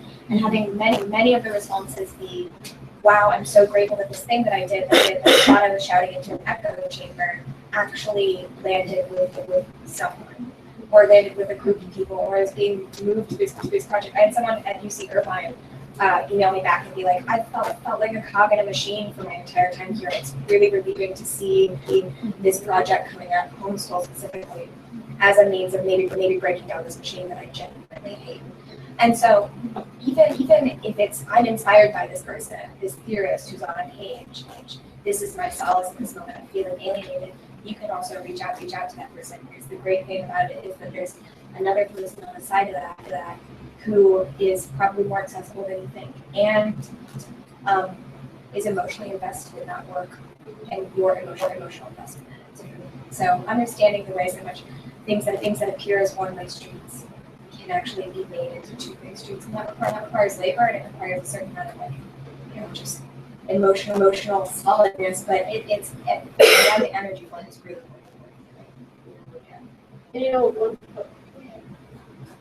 and please stop me if this is out of line, but one thing I've learned a lot lately in the light of recent current events, and this is especially to other white people in this room, if you're in a network with a friend who's a person of color and they vanish and they drop out of that network and they're not around and they're not going to events and they're not doing, or a really family member, it, especially if you take a leadership role in that network or in that location, it behooves you to check on them.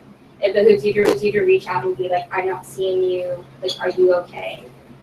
And maybe they don't want to hear from you. Maybe there is something about that network that they don't want to be in anymore. But if people are vanishing from your network and they're leaving, that's probably something you should know about, and you should know why. And if you're losing people, that's for a reason, and it's you should look for them. And I have like two really things that I have like in lots of conversations with people of color, especially like first generation college students. Well, the first thing is like as a person of color, you're tied to politics outside our world. Like this, what happened this last week with the police shootings. Like I could not care less anything that happens in our world when that kind of stuff is going on. And I think that it is so you're like weighing the reality of like, you know, police brutality or just all of the horrible shit that happens every single day to people of color. Like that's you live with that in your life. And then you go to college and it's like this ivory tower and it's intended to be this like isolated space for the most privileged of people. And you fought like and you've made it here as a person of color to this space that was like it built to exclude you. And then you deal with like the violence of being in a space that was built to exclude you and trying to be successful within it. And I also one thing that like I think that maybe like from somewhere I was like when you're a person like when I'm in an institution that like my ancestors have historically been excluded from, like I'm carrying like 4 generations of people with me into that space.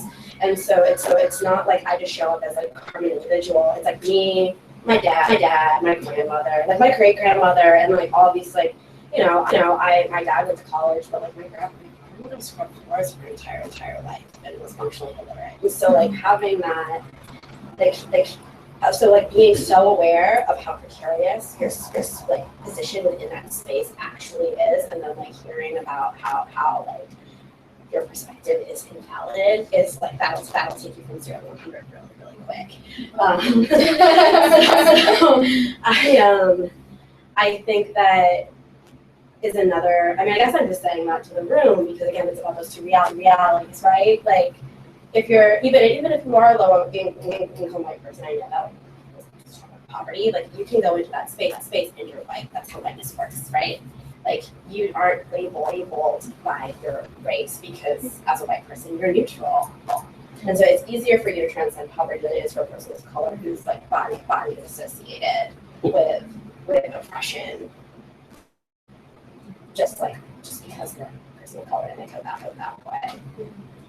Yeah, and another thing, like I don't know your background in the educational system, so like as a first generation college student, navigating that stuff is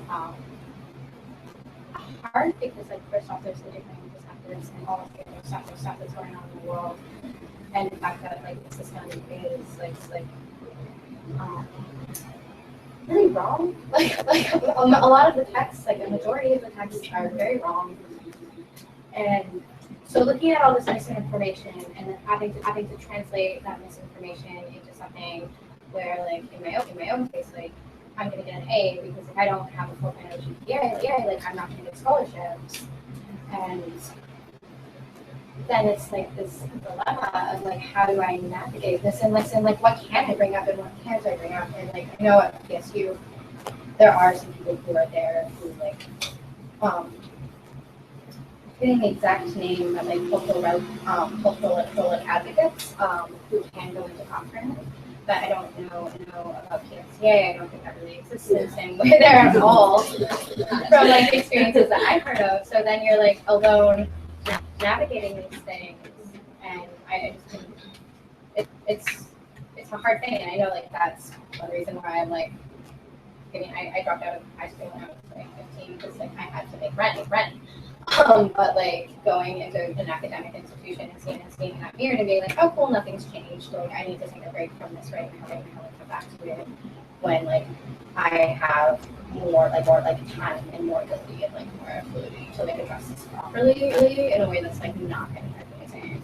But like that's not the best option. There's other options. Yeah, it's hard. It's a lot of people do drop out, and like I do work in education now, and I actually do like lots of audits. I had a friend who was doing an audit on me, and it as it turned out, What kind of audit?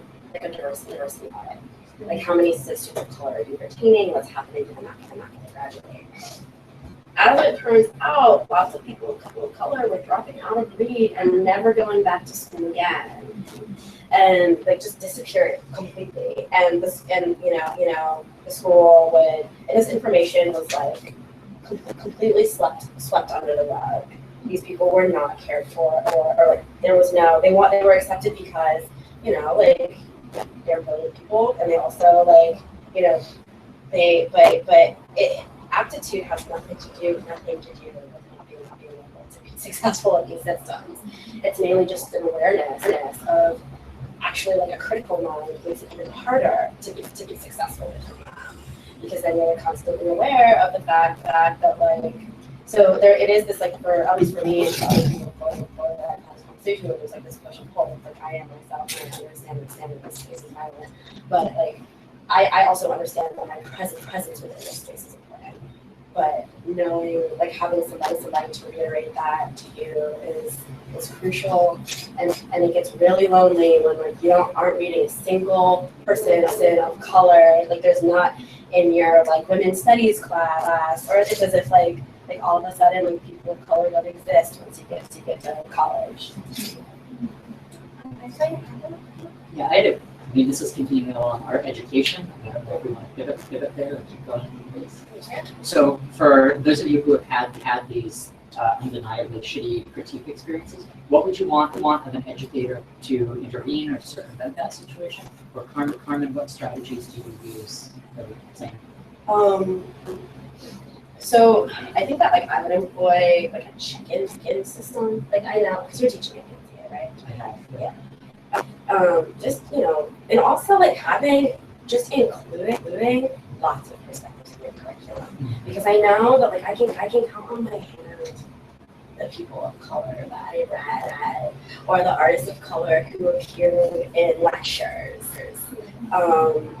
And I remember like having, I actually wasn't bad.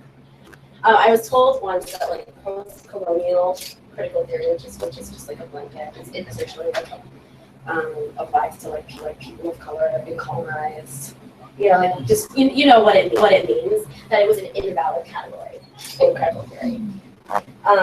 That and having, and I know at PNCA we have like there are white people teaching West African art, and like that's not known, even that's an I, and there's like very little representation of like professors of color, and so it's sort of just like bringing all of those narratives to the table, even like and on the like level of gender and sexual orientation, and like just allowing, like knowing the art, like being aware of the fact, and talking to your students, the fact that like art does not exist in a vacuum, and artists are just like what, regardless of whatever level of privilege they may have, accountable to everyone.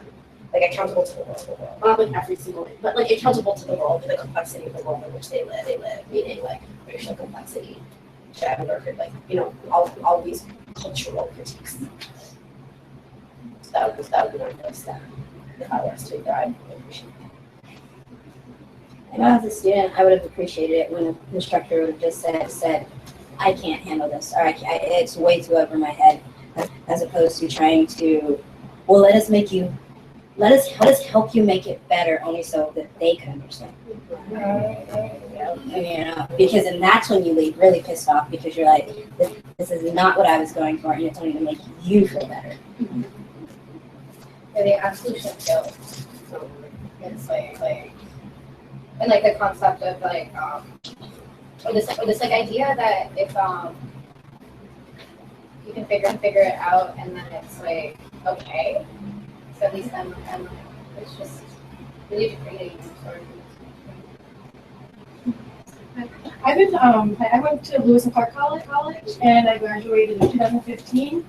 And I've been having such a problem like returning back to home, and like that process of being in these like majority white institutions for 4 years, going to high school, like a similar school to Lewis and Clark, and like it's like very much like, and then I went back home to South Central from like living in Southeast Portland for 2 years, like after, like, and then I was just like that trip, and I just like literally just like didn't even know how to like kind of like breathe again, and then like entering the art world after that, like being so used to like my voice in the class, like saying something was like having silence in the classroom and stuff, and like finding my voice again while like knowing I'm safe to like have like a dialogue and stuff. But like, what would you recommend for that process of just like kind of finding one's voice again, finding like learning how to like be in one's community again? Like I've been removed for so long. Like how do I go back to like my neighborhood and like feel a part of it again?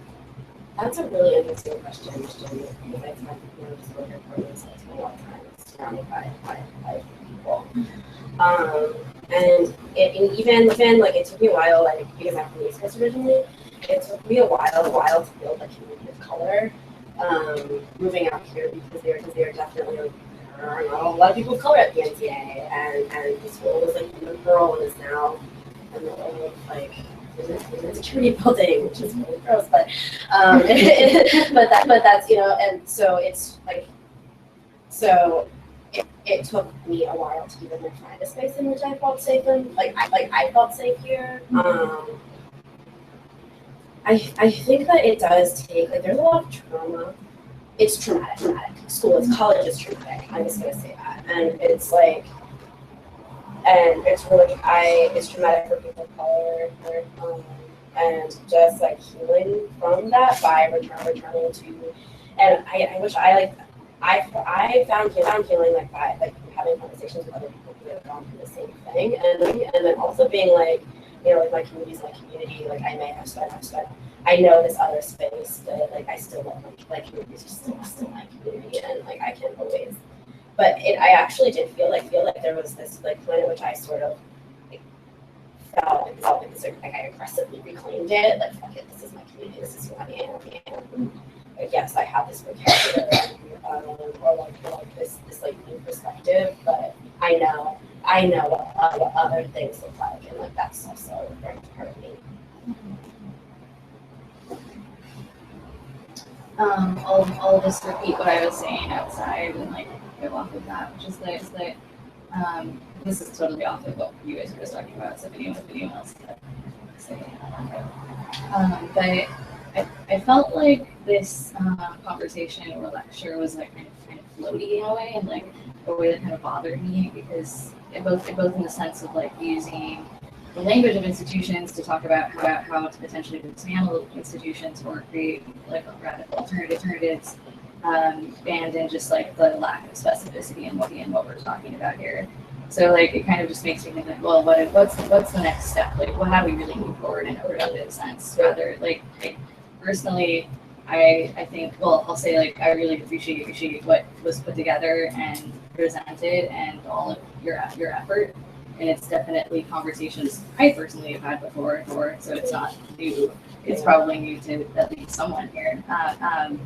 And so it's just, it's a big question. It's like, how do we move forward from talking about something that's a trend or a pattern that we see and the obvious white supremacist like origins of our culture, into like creating the actual ways that these things are created or sustained or fostered, and like in the sense of using that language. I think that a lot of people here, including myself, have used that language in school. Like we're talking about education, and so people here are probably familiar with it because they had that education.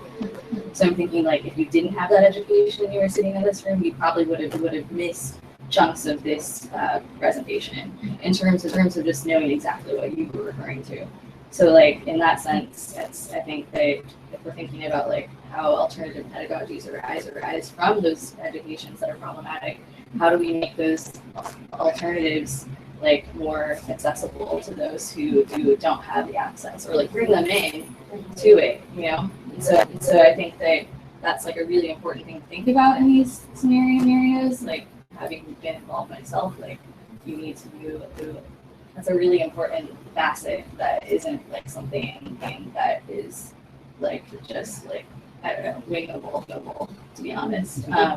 So that's like kind of my thought in the sense of like I would like to hear more like in this. I don't know if I'll like be moving, so I don't know if I'll be around for this whole series, but like more voices either through materials or like bringing in someone of people of color who are working in institutions or doing this work that you're talking about, so we can see like either through the computer or through a person like this is like a way that it has been done or could be done.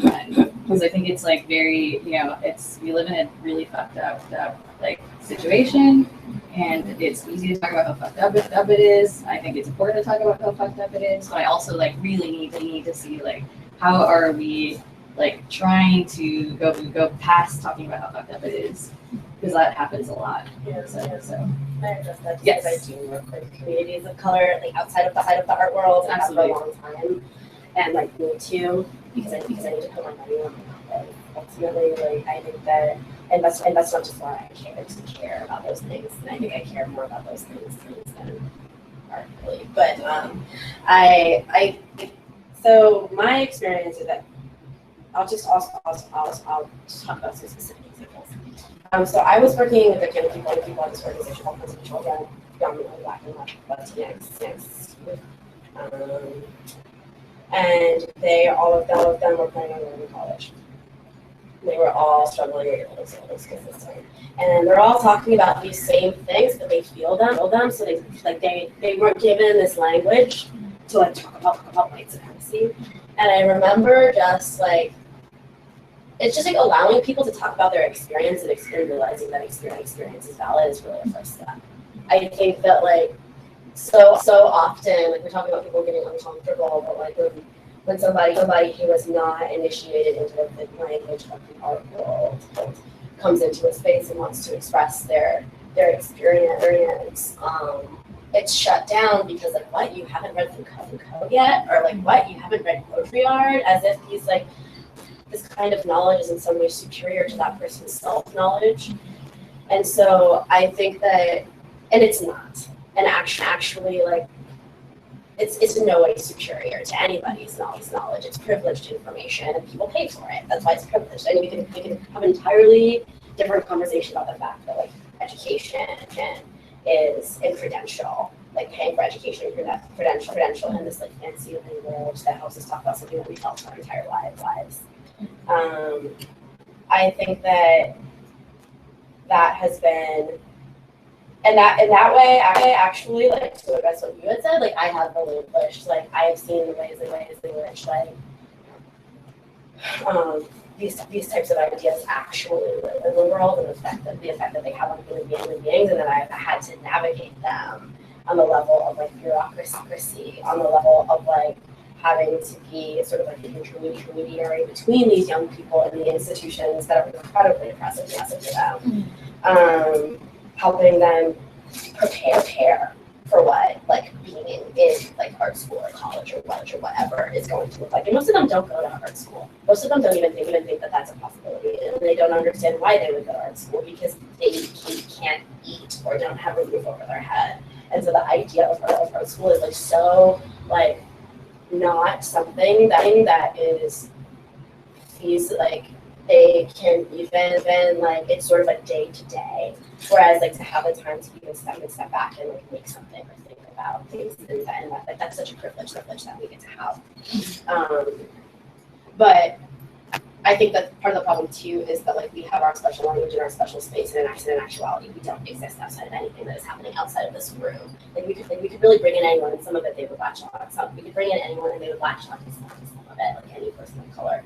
Maybe not the bits about like, you know, modernism that might might not be particularly interesting to them if they hadn't been like taken a history class. Like I certainly didn't know about that stuff before going to art school, but they would know what it felt like to like feel racism within an institutional setting, and they would be able to speak to it.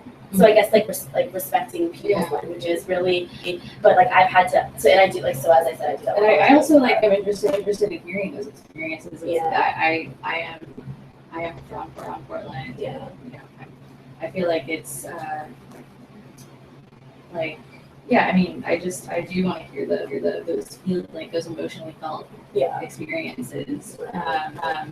And like I would like to hear them from people now. Like I don't know, now or later. Like it's just that.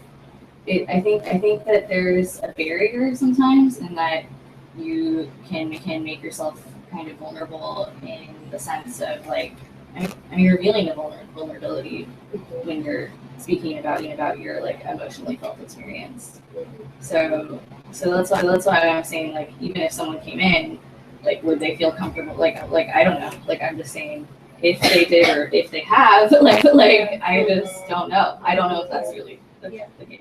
And also, I mean, on the topic of like this class is not meant to be any sort of excuse, but like, this is an introduction class, and like we are going over a lot of material and getting a feeling for it, and we're also like disclosing some personal experiences within that.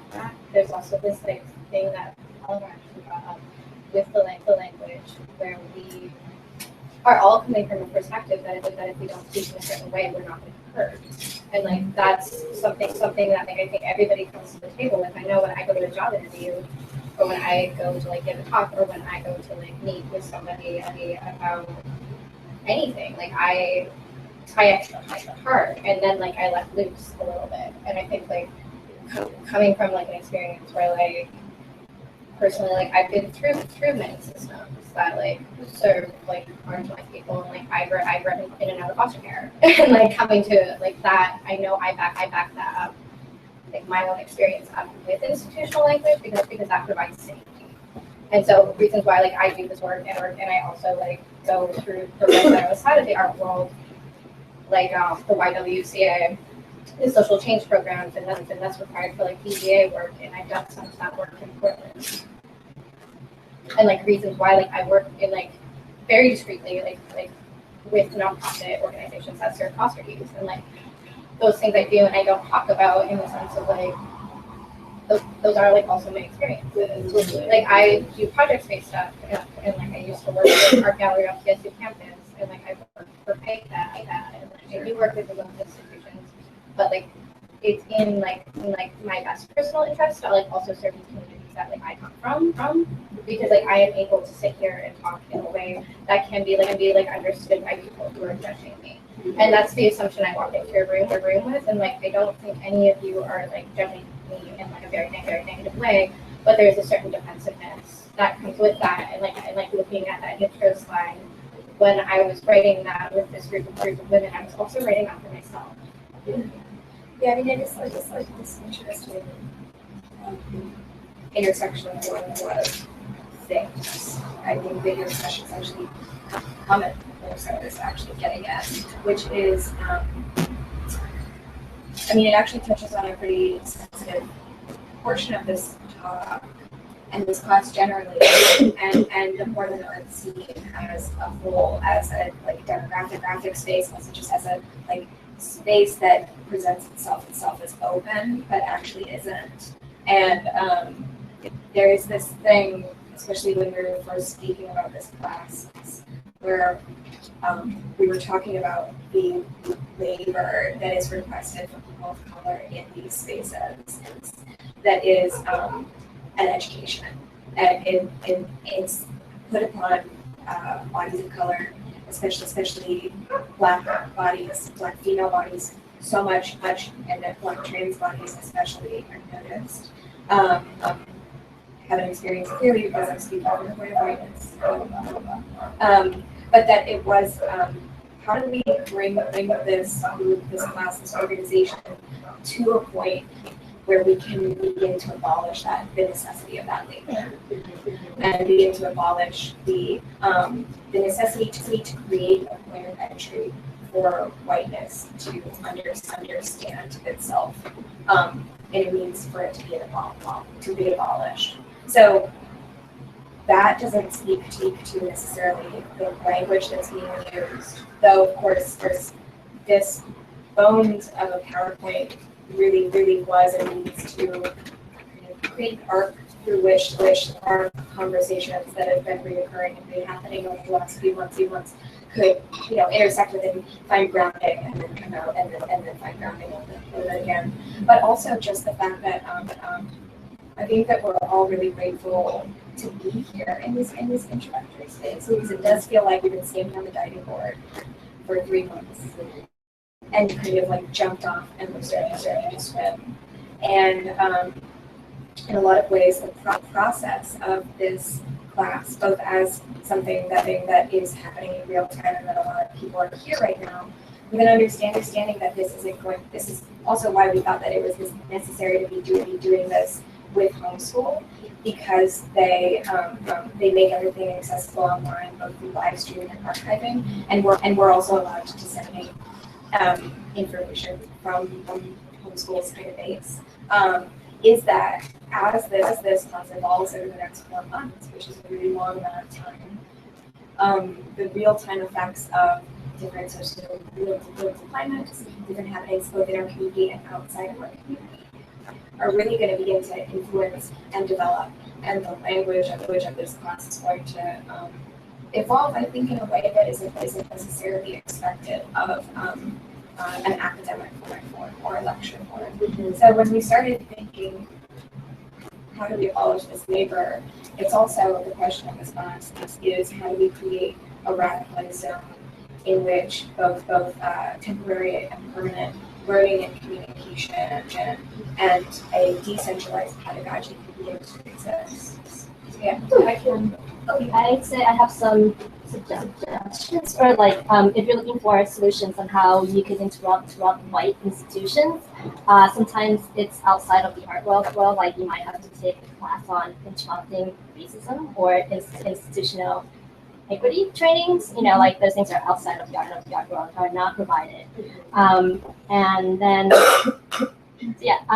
and I have a question too, but I guess like thinking about when accessibility to a certain space does not mean equity. So I'm thinking about like when the more privileged wants to make an art space to include the less privileged.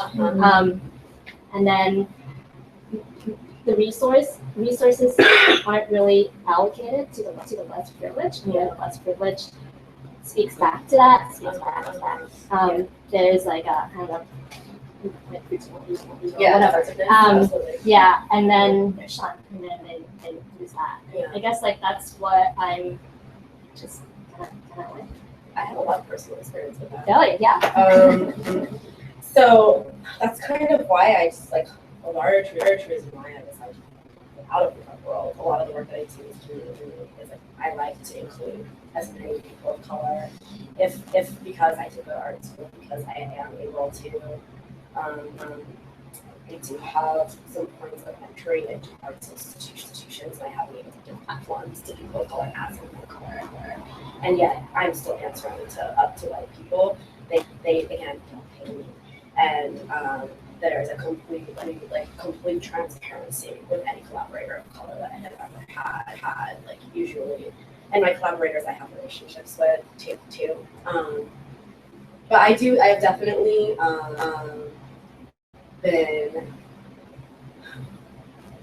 I have had some. So actually, I can answer both of your questions. So I speak this institutionalized language. When I speak to my father, I code switch. I do not talk this way with my dad. I don't talk like when I am in Louisiana or Alabama with my folks. I don't talk like this, and that is my. And we could talk about ideas far more complex than ideas that are discussed in art settings, but we just don't use that language. And I make no bones about that. Like that, and that's also like our intimate language, like our family, our culture. There are things that are said amongst people of color that are not said in front of like white people ever. And they're like secrets that we share, and it's like part of like it's really like important. Part of that relationship, and it's not professional. It's not careerism. It's a way of relating, and I think I have those types of collaborative relationships with people of color. But what I am saying is that when I have come to the table as a woman of color, as a Black woman who is educated in these like institutional settings, and I have used my institutional language to talk about things that affect Black communities. Issues of ethics, issues of cultural competency, issues of access. One, there's fear. Two, there's insults. And three, there's like, how dare you? Like, because, like, whiteness as a pathology is based on the idea, not white people, whiteness Whiteness is as a political identity. It's It's based on the idea that Yeah, but also white people. Also individual white. And yes. If you are not actively critiquing said pathology, then you're probably participating. You're definitely participating, not probably. You're definitely participating. And you know, like whiteness is predicated on the idea that it's okay to enslave people, to commit genocide, and to displace people and erase their history. Like that is good, and that is their God-given right. Like that's. But then if it's not good, it's like, you know, we're here now. We have stuff. Like that. Like we can move on, right? Right, exactly. And that is always alive and well within these institutions. And so even when I do come with my language, I still get like, that Carmen, she is rough around the edges. Yeah. Where does she get off? Like, you know, if I stand up for any community of color, it's like, well, you know, we let you in the space. So, you know, really just like fall in line. I don't. And so this is the kind of blowback that women of color, and also, you know, people of color are called stupid all the time. Like that's why so few of us also go to school, because our educational system tells us that our perspectives, our language, our skin color is dirty and wrong and stupid. And so I think that, like, you know, with institutional, it doesn't matter. Like, I can use this institutional language and like a large group of people will understand me because it's the educational fallback. But it doesn't, like, I still am here with my body in space. And then, and so I'm still Black at the end of the day, and I'm still like, you know, people are still not all people obviously, but like in this culture in which we live, like there's this assumption that I'm not supposed to be speaking this way. I'm not supposed to be right. And if I do speak the way that I speak to my father in an educational setting, everybody in the room is going to sit there and think that, well, not everybody in the room, but the fear is that everyone in the room is going to sit there and think whatever they're going to think about my, like, you know, my family, my personal cultural speak that's non-white and not Anglo-Saxon Protestant. So I think that there's a lot of layers to that, and I totally agree with you, like, in terms of access. But I'm just like, there's a lot of reasons why people of color, like Black, I as a Black person, especially, and people too who are like English is not their first language, experience the same thing. I think that I just have seen, and like just based on this course to me, that like you kind of get real into it, and it doesn't really make a difference sometimes. I think to address maybe specifically a little bit more of your question about also understand, I think this is maybe one reason why this is has been such a diaphanous, you know, like talk, is that subjects like this are inbornness. They're like simultaneously so microcosmic and so macrocosmic that it's almost an inhuman thing to try and understand, because they function on this like super large level and like super tiny level. But to like bring up another topic that's exactly like that, ownership and the concept of like conceptual basis of ownership, but also the fact that ownership is all like one thing that especially white people who are the facilities and have the resources to create spaces fall back on is ownership of those spaces as well. And so that's why, you know, I and fellow people can talk about how few artists of color Elizabeth Leach shows in her gallery, but after a little while, someone's gonna say, well, it's Elizabeth Leach gallery, you know, like her name's on the fucking door, you know, and that makes a difference in terms of what changes we made. But I mean, even that doesn't just play in like commercial zones, which are also like loud themselves into public institutions, but also these independent art spaces that are even more kind of put the front on of community-centered and then fall back on ownership. Yeah. And it's really difficult to navigate those two spaces. I mean, especially, you're even in a domestic zone. like this. This is an owned space. And despite the fact that it's been really generously offered up, I know that there are spaces that are owned where you're not allowed to speak. And I'm saying you because in a lot of ways that doesn't apply to someone who is white and embodies whiteness. That's not a safe space for us, which is home. Yeah. So, Yes. even if they claim to be. Yeah.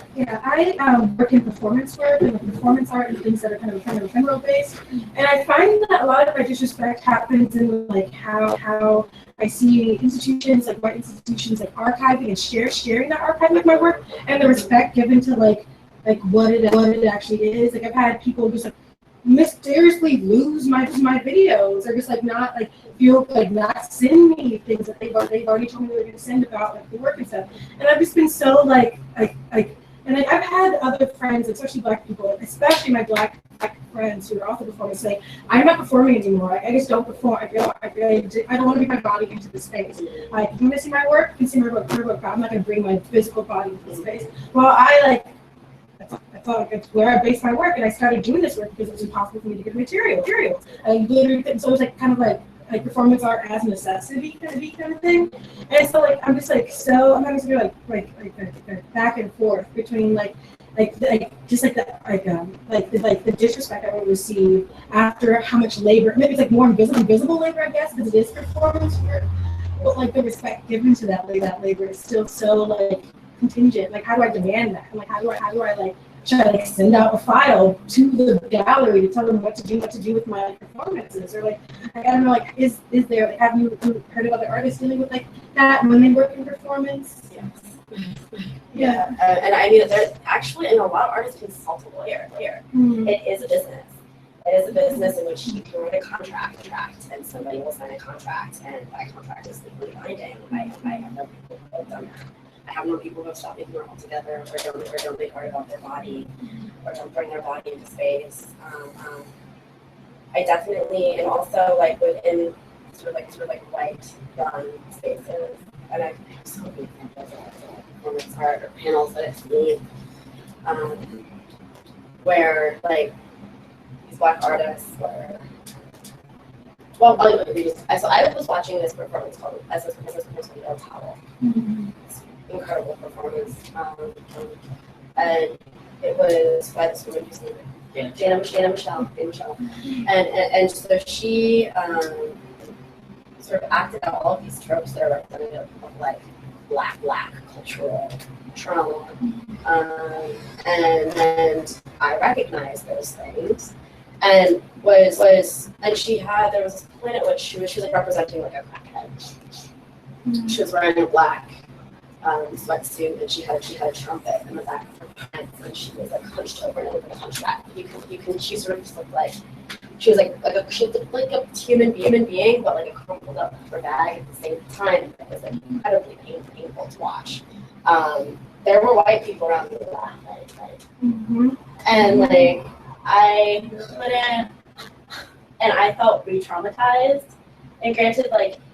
You know, for her, like that's her reality too. Like that's like I felt that like with every fiber of my being. I felt her performance, and there were people laughing at it around me, and like white people, and I couldn't. And I remember like looking around, and there were like 3 black folks in the audience, and we were all like looking at each other. And just even like respect for performer, and like respect for the experience that is being represented by said performer, and like the profundity of it, because she was like I mean, it was like a lot of pain on that stage, and so I think that like it is audience, it is documentation, it is like social media share. Yeah, exactly. Like, what a sexy performance. Nothing sexy was about that. Like, I've seen things like that happen. Like even like the social sharing of like the post, like the material that I'll bring. It's just like so telling. Right. Yeah. Like what agency do you have if it's performance? Right. But, you know, it's like I can't control how they take a photo of my body and like share it. It's like Yeah. the usage of that documentation as promotional materials for the institution is like just as much a problem. That's in a lot of ways. You know, you bring that anecdote, I think, touches on an enormous thing that was I think a local subject, but I think also goes into this larger point, which is like 2 years. It was 2 years ago now. The 10 Days Art Festival, which you're familiar with, like stacked its roster with Black artists, and I think you can.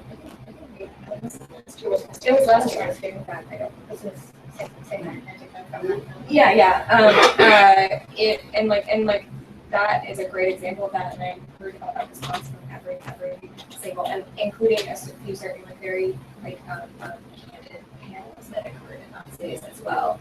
And you can check the TVA roster this year, and it's kind of back to having three active artists of color, and it's like not even differentiating Black from brown. And so it is this ability to flip flop on these things. I mean, it's also like your position being a performer and being felt of value up until the point that you're not performing anymore. And that like the fact of that transition of your body from point of value to point of being a pest, even to just, I know I've heard so many artists of color say, you know, I keep on emailing gallery to like give me my like studio shots, my exhibition shots, my videos and everything, and they don't respond because it's not worth their time at this point. And again, like these things are known by a lot of people, but it's really important for them to be consistently said. And it's really unfortunate that this call-out system is seen as productive in terms of keeping communities safe, in terms of calling out sexual predators and these sort of things, doesn't function when it comes to institutions, big or small, because there's consistently a fear that you're not going to get the recommendation or something like that. So you think that it's not productive to, in some way, give them feedback? Or, like, I have no idea what's happening. I haven't looked at it, like regarding that, or? Well, I guess like No, those so far, like there was a piece this recent TBA this year that consisted of critique of TBA. Yeah. Like they're not. No, it already happened. It was this year. This past year. Yeah. September. Is that a Keon's piece? No, Oh, okay. it was the albatross piece. I think it might have been generated. Forget, but albatross, the text-based networked art project, consisting of someone walking around and texting. Michael Branches. Yeah. Okay. Someone texted the critiques, and then whoever was in the group text responded. And so TBA funded this project where it allowed itself to be critiqued, right? I'm sorry, that's totally a different thing. I don't know. I'm sure there are multiple. No, I think it was my name. I'm talking about it. Yeah.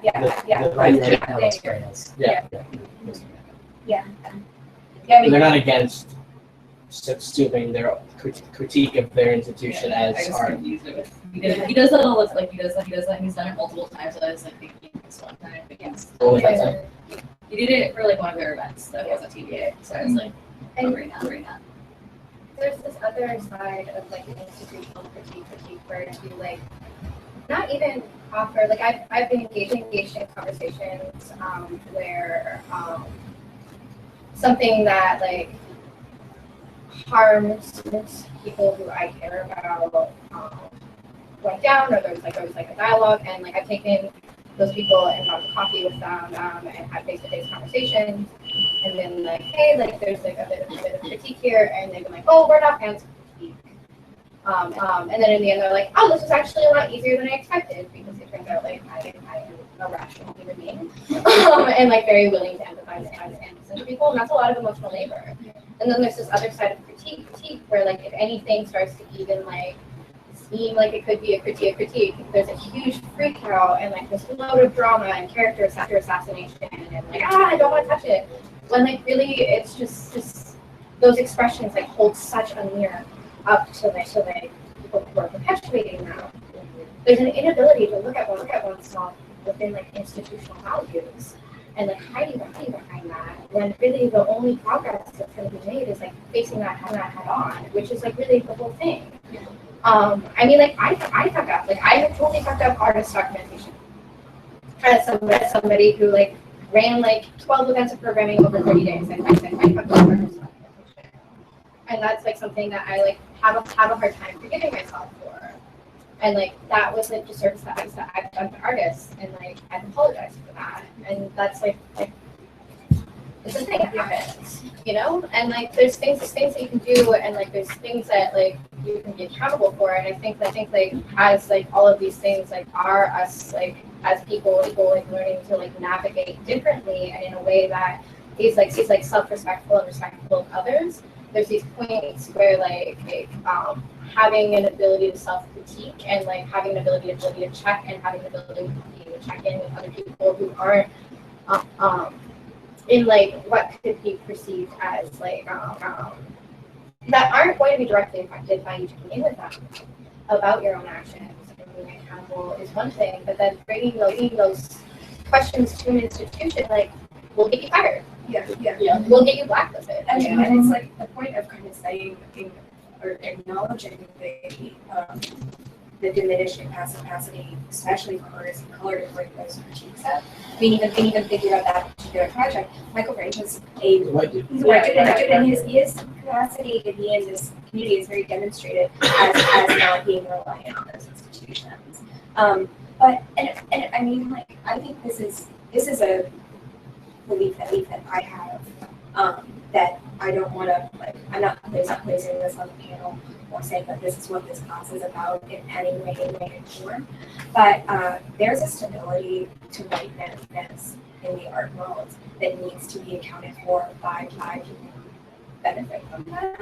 And in order for whiteness to be abolished, which is, you know, the end, like the political structure of whiteness to be abolished, which is the end goal for some people, other people, you know, there's different ways of phrasing it, but to hold these institutions accountable in a large way needs to be first performed by whiteness, and needs to be performed by people who benefit from that privileged whiteness.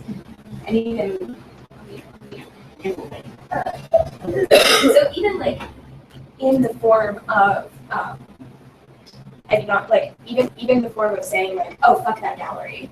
They not even me, but like they never gave us friend documentation. Or, you know, in certain contexts, like fuck that institution. They used my unpaid labor for years and only ever gave me, you know, exposure or credit or something like that. It's like, you know, there's a lot of ways of evening the balance of things that happen, but white people are in the least precarious like position to be calling out these things. And so if we're gonna abolish the necessity of Black and brown bodies to be performing these labors all the time, it's gonna need to be taken up on an individual basis with white people in classrooms and institutions, as professors, as curators, as interns, as people who just go to shows.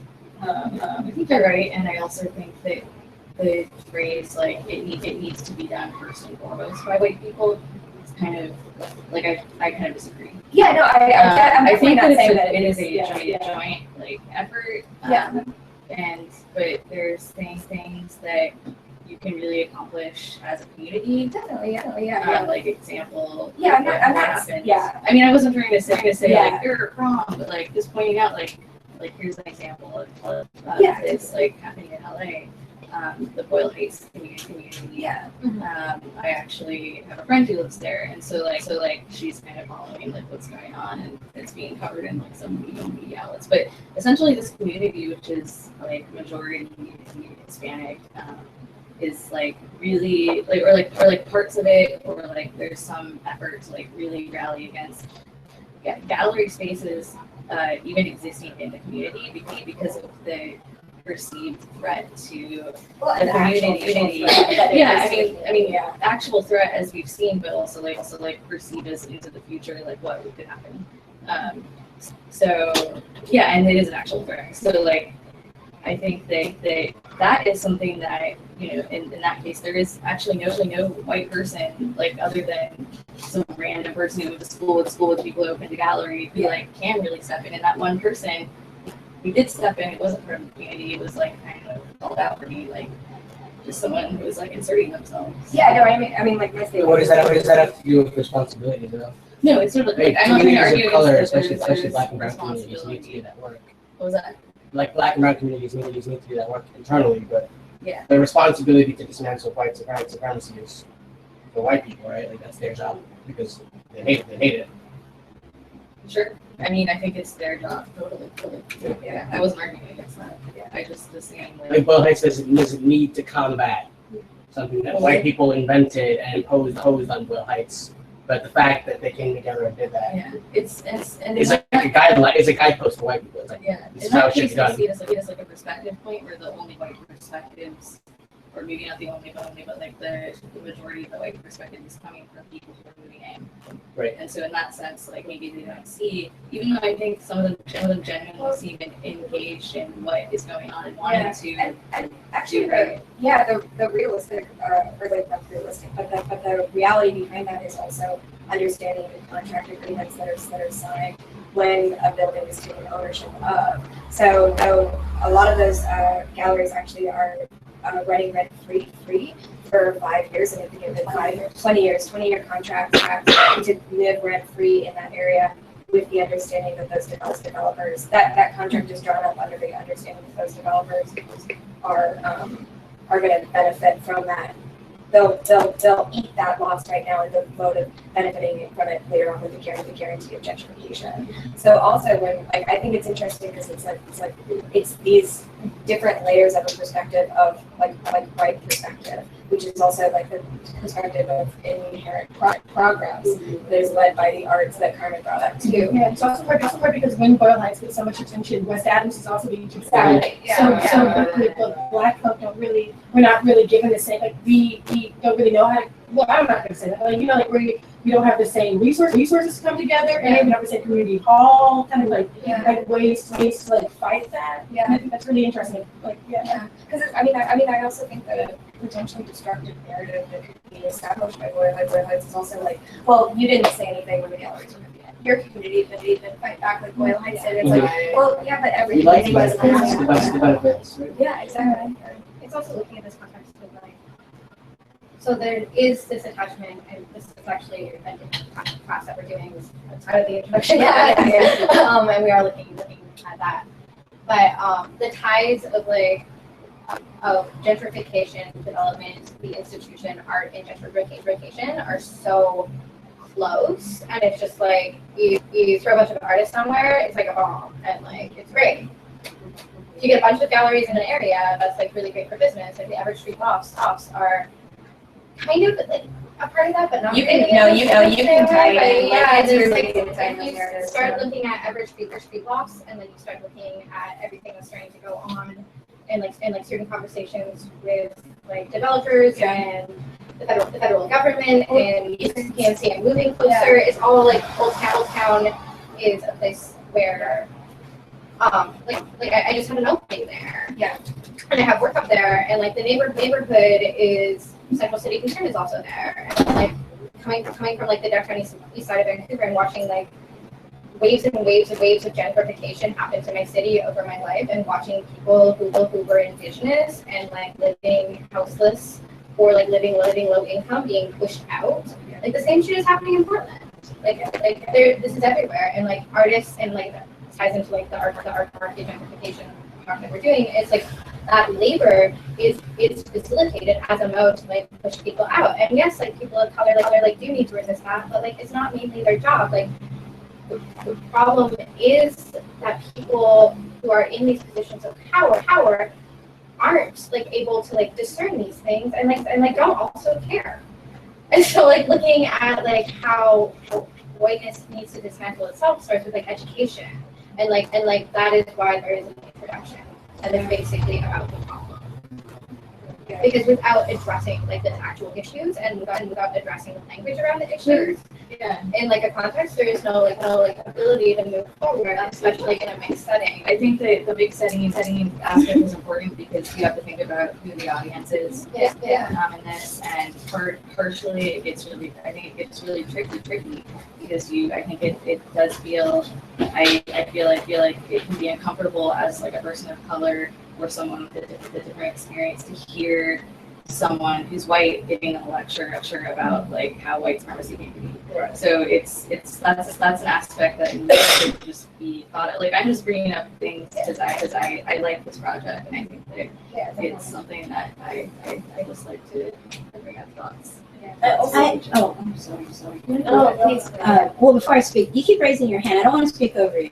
No. I didn't know if y'all could see her or not. So. I guess I was just kind of interested but I think it's actually a bit past. Like the time, it doesn't make sense anymore. No, it's okay. I just wanted to make sure. Yeah, no, like where this conversation is going, these are things that I've all thought about. So I'm originally from Texas, and when I flew back in April, my aunt picked me up from the airport, and she's from Houston. The first thing out of her mouth was just like what they've done to downtown, how like they've all of this and everything. And I was like, do you know what that's called? And she was like, cleaning up the neighborhood. So the education comes from us, people of color who are privileged enough to not only come out of where we're from and go to these schools and learn about white supremacy in these institutions, but who stuck around and made it and kept going. So like that's, I guess when, I don't know, like, because I have an issue saying it falls only on white people to break down your system, because it also turns around, and like with me, my niece just got back from Leadership Academy in Texas. She's seen all kinds of stuff.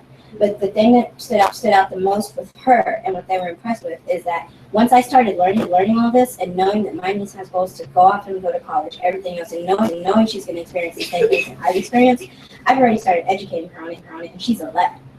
She's reading Black Feminist. She's sending me links down to stuff that she sees, and she's like, I don't know what this is. Explain it to me. To where when she's at a Texas Cultural Museum, and the only thing they're exposing her to is the cowboy heritage and European heritage, she's like, wait, but didn't only Texas become what it was because white people said that Black people were like their laborers and brought them here, they made them their slaves, and they were like, holy shit. They had no idea how to handle her, and she came out of that, and she was proud. I was talking to her yesterday. She's like, and I don't know, this is what you told me about. And then they took to that side, and we had to like all the people who came into Texas that were slaves. And that right there is effective because without her knowing that, and the other 4 Black kids amongst 50 other white kids, she's the only one who knew that. And then she's the one that it was like, okay, well, let's go see what Armani's talking about. So it like opened all of them up to a lot more. And that's why I say it's like language is really hard. Like when we start getting into language and we start, like saying it's this person who needs to fix it. Well, yeah, they started it, but now we're on to that game, so we can come and mess it up too. Yeah, exactly. Sorry, I have something to say to that. That's really awesome.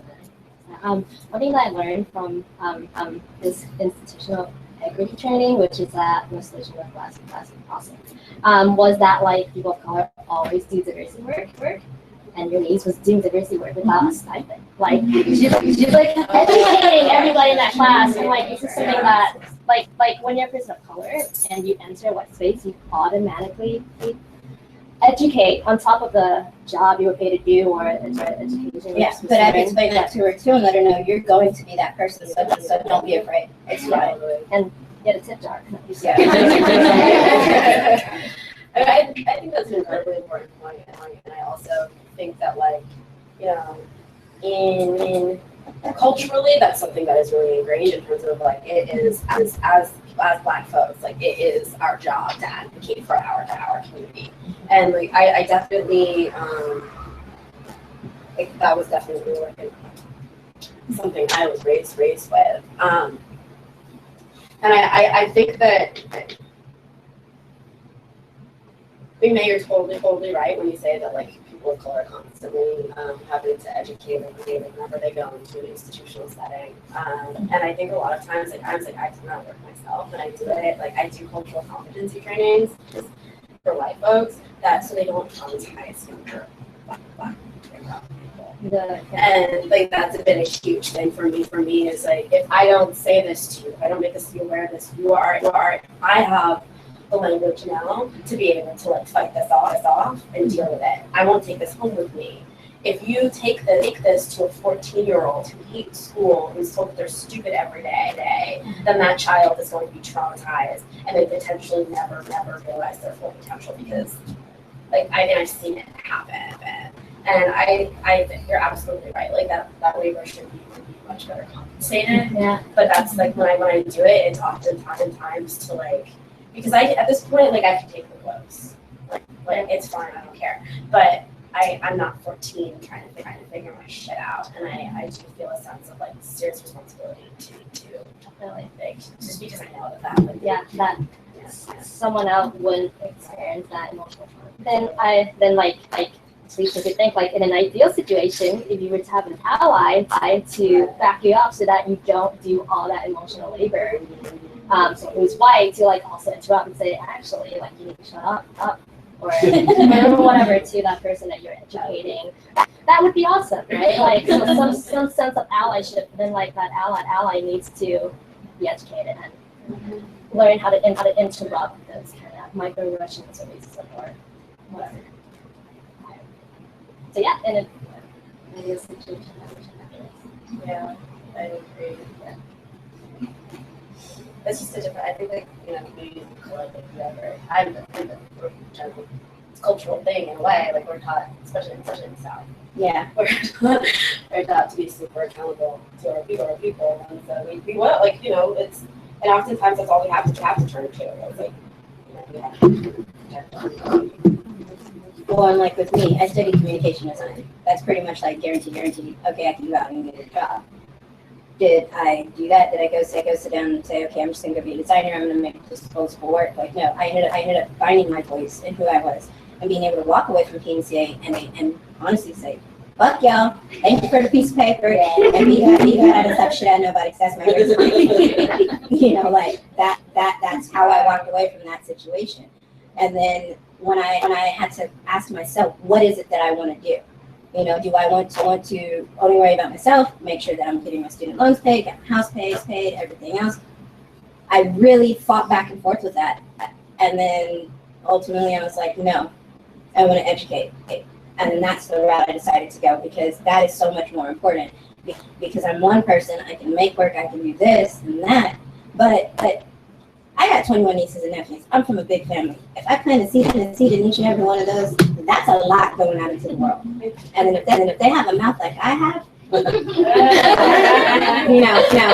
to be educated and mouthy, and I'm just like, that's what I want. Because it's all of my nephews. I've let them know they are future Black men, and when they open their mouth, you open your mouth to where people are not expecting what's about to come out. And they shut up and they listen to you because they were ready to dismiss you. When my brother got incarcerated, I was actually asked by someone when I was talking about it. They stopped me mid-conversation and asked me, does your brother talk as well as you? Because they couldn't wrap their mind around me having an incarcerated sibling and the way I carried myself. So they had to knock him down. But the only way they could do that was question his education. My brother made a mistake. He's not a stupid man. He just made a mistake.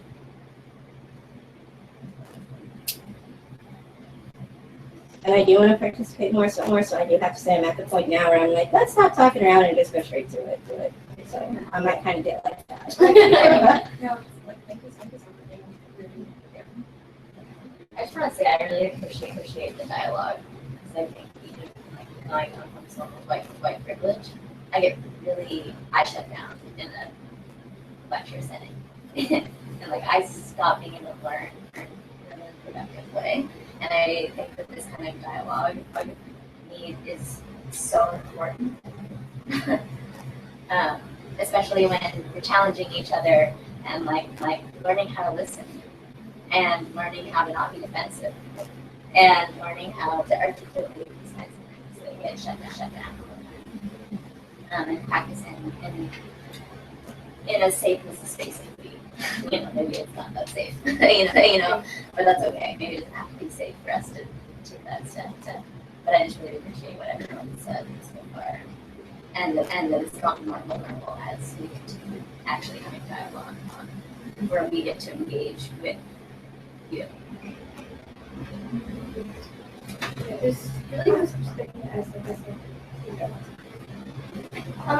I've kind of been wondering lately, and I feel like this is maybe a good space to have a little bit of this conversation, because all of this, like, we're talking a lot about the ideas of like collaboration and the importance of collaboration, both within our communities and with outreach communities. And we're talking about that within greater context of Portland, where right now I feel like when you say races in Portland, you're thinking in kind of this like binary of like white and black, because that is the most violent conflict we have right now in Portland is just gender violence that is in that community. And as someone who is a Latino woman, I feel like my community and me have like had discussions like how do we support the black community better, like, because we're not in LA, we're not in Oakland, we're not in a place where we have like a huge community fall back on ourselves, and it is significantly less dangerous to be black here than it is to be black. That's just a truth. There are other parts of this country where that's not true, but I feel like I've been thinking about it. People in my community have the same question, like how do we support you better? How do we unite? Like how do you what do you obviously you didn't think about it, what would you like to see from the Latinx community supporting the Black Lives Matter movement and like the elevation? I think the first step is just acknowledging our own whiteness and like what it means to be able to code into whiteness and what it means to be accepted into whiteness in order to expand white supremacy, and how we are complicit in this, as not as much, but to a certain extent. And I think that and educating ourselves on that, like we don't fall like free from that. Being Latinx as well, and also from the South. I'm Mexican too, so I was going to say, like, I think the biggest thing is there's no difference actually between black and brown people, and yet there's this like strong, because it's to the point now where on my Facebook I am going to have to put out there reminder I am black, because of what's the language that's been going on. Yeah. I think that language too can very much create these barriers, and then in recognizing that, like, okay, we are Latinx, maybe we have come this far, but we've come this far in what? And that is in a system of white supremacy and kind of acceptance that I think felt kind of forced upon us and our ancestors and our parents as well. Letting go of that and recognizing like there is an indifference, and we should align ourselves with those who haven't been able to make it much at all because of that system. So just because we've made it in that system, we don't have to know or support that system. We should be fighting against it and supporting those who feel that's an indifference even today. And that's really important. I think calling out anti-blackness in the Latinx communities, and also just I feel like from my own experience, I think that people in my community tend to derail conversations when it comes to like one issue versus another, and derailment is not like the way to go. Like as like in acknowledging our own complicitness, we can derail conversations. What are ways that you address like racism? I mean, I just feel like having dialogue with people. No, like the very that. first thing is acknowledging that there are black Latinos. Definitely. Latinx is not a race. It's an umbrella that refers to a bunch of different nationalized ethnicities. It's not like there are a bunch of Latinos and then no black people within that. There are Latin America was like the root of slavery. That's where slaves passed through to go to America. Right. So the first thing would be like not erasing Afro-Latino people, and then acknowledging the level of similarity between American culture's exploitation of Black American culture and Latin American, specifically national culture's exploitation of Black folks. Because there are huge erasures within Latin American countries of the Black contribution to that culture, right? I'm Dominican, my family's Black. Dominicans don't acknowledge that our music, our food, our dancing is Black. Like, it comes from that legacy of the passage and that legacy of kind of coming from that mixture of indigenous and European and Black, right? And the different communities that result around different percentages of that mixture. Right? Also, in my opinion, fighting colorism. Yeah. So prevalent in both communities. You're in both communities. Yeah. And I think that that's something that's like been on my mind a lot, especially when I'm talking across like different cultures of POC and like things that I can see so much of just like colorism just like being completely ignored, and still like the lighter skin folks, the brown and Black folk are still very much elevated and like that's something that we could be fighting together. I just don't see like happening. That's a really important conversation, and that's like and like that is something that like Latinx and Black folks need to be having together. Yes. Like, Imagine that. yeah. All Yeah. everyone's gonna. Yeah. And you know, and actually like I am thinking about like Latinx identity and like coming from the East Coast. Like, you know, I grew up where my family is from the States, it was a Spanish colony for like 200 years. So like that all of it and you know, we have a lot of ties to the Caribbean, and then I grew up in Afro-Latino community. I spent a lot of time around Afro-Latino folks, and like colorism was a huge problem, huge problem. And also like a complete misunderstanding about how the race functions within the Black community. And I think that you know that when it comes to colorism, like we need to internalize white supremacy, and yeah, that's kind of. I think that that's one thing also that like Laura says, like we deal with white supremacy, but then we deal with it inside of ourselves, and so it's like we deal with it when they coming from white people who are in a position of privilege, and then we have a problem with cutting each other down based on the same hierarchies that were implemented, and many of which came from New Spain. I mean, like the racial hierarchies that exist in the States, the Spanish produced those first. Yeah. That also like where I'm from in Vancouver, like from Vancouver, BC, and I'm like very passing and also Indigenous, and growing up in a climate where like I wasn't perceived as white enough to hang out with white people, but I was also like a half breed and not accepted by people who weren't actually my own tribal community, because I'm Cree and I grew up on the West Coast. And like having those barriers on both sides of that, where like I wasn't passing enough when I was younger, so I was rejected, and also being rejected because I have so much privilege.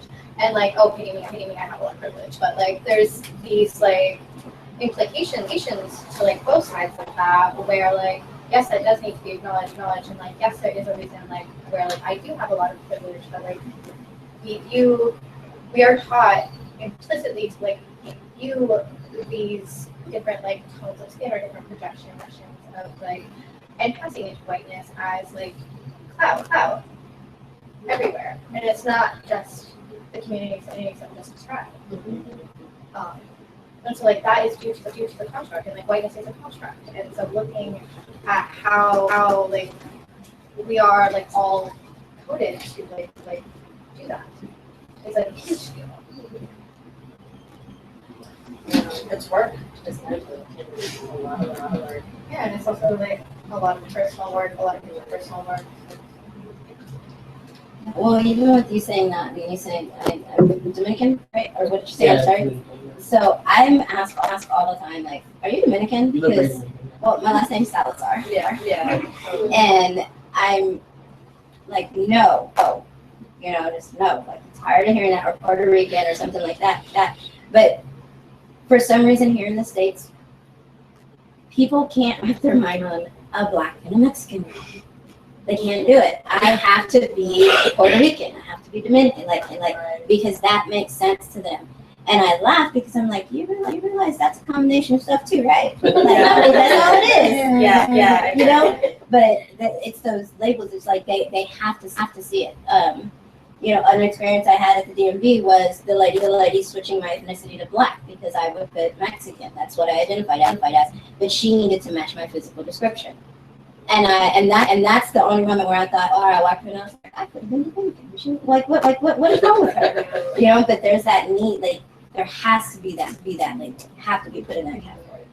So I just, like, I know what it feels like not to be one or the other, you know, looking Black and being in a Mexican neighborhood. Not good. Not good. So I don't know. I think just all of these, like, unfortunately, we have, as people of color, like you said, we have two fights. And it's, you know, like, it's hard to balance. It really is, because then you can be seeing many different ways. It's like, especially working in like the visual culture, like working in art, it can be something that's so much about like, just like looks, like looking a certain way. And then like I find that like when I do want to talk about the ways that like skin tone like reflects in like my work and this like way like that, it's also like usually met with like a silence of like, or like a like I don't want to touch like that like idea of like dark skin in your work and like visuals and like things like that like it's just like it's so like interesting the way that like that is like so silenced within like ideas of like sharing one's body, and I think that like it's something that like is like so rooted in like pale skin being normal, your body is deviant, and like I don't want to touch that deviance, you know. It's like, and it's I don't know, it's like such an invisible way that like whiteness as default is just kind of like just perpetuated, in my opinion. Actually, to review my article in the recent pages. The field guides are welcoming both color and their audiences into your institution, which is, oh my gosh, just such a must for anyone associated with the arts, associated with any kind of institution. But they start off by saying the form of writing, as starting with a white blank page, is based on the notion of whiteness as the appropriate starting point, or something like that. Like the gradient starts here and it goes there, and even just makeup products. Like it starts with the white products, and then when you have enough money, you can count on it to go to the black products. So that article is actually presented on a very visually dissonant, with like bright purple text and this beautiful like 2005 GIF background, and like all this like very visual dissonance. And I think actually bringing in that visual dissonance and being able to talk about these many different forms as the topics arise, it makes me so sad to think that I can't talk about the color of your skin in an institution as well as an artist, you know, and even just to have that be like an unspoken thing, you know. But also like I realize that a lot of the reason that it is because like within the Black community, especially within the Black community, the art world, like it's still so much of like light skin, like Black artists are still usually like more seen as respectable, and like their writing gets like, and of course we're not going to talk about the dark skin like in their writings or things like that. And then like the male artists, like the Black male artists who would like match my skin tone are definitely not women, so they're not, or like don't identify as women, so they're not going to be like evaluated on their like sexual appeal by the color of their skin in that same way. And it's just like it's like this like way that like just literally having that conversation in the art world is still just something that's not been done in the same way. Yeah. And it's just like that legacy of just being ignored. Yeah. It propagates so far. It goes really far. Yeah.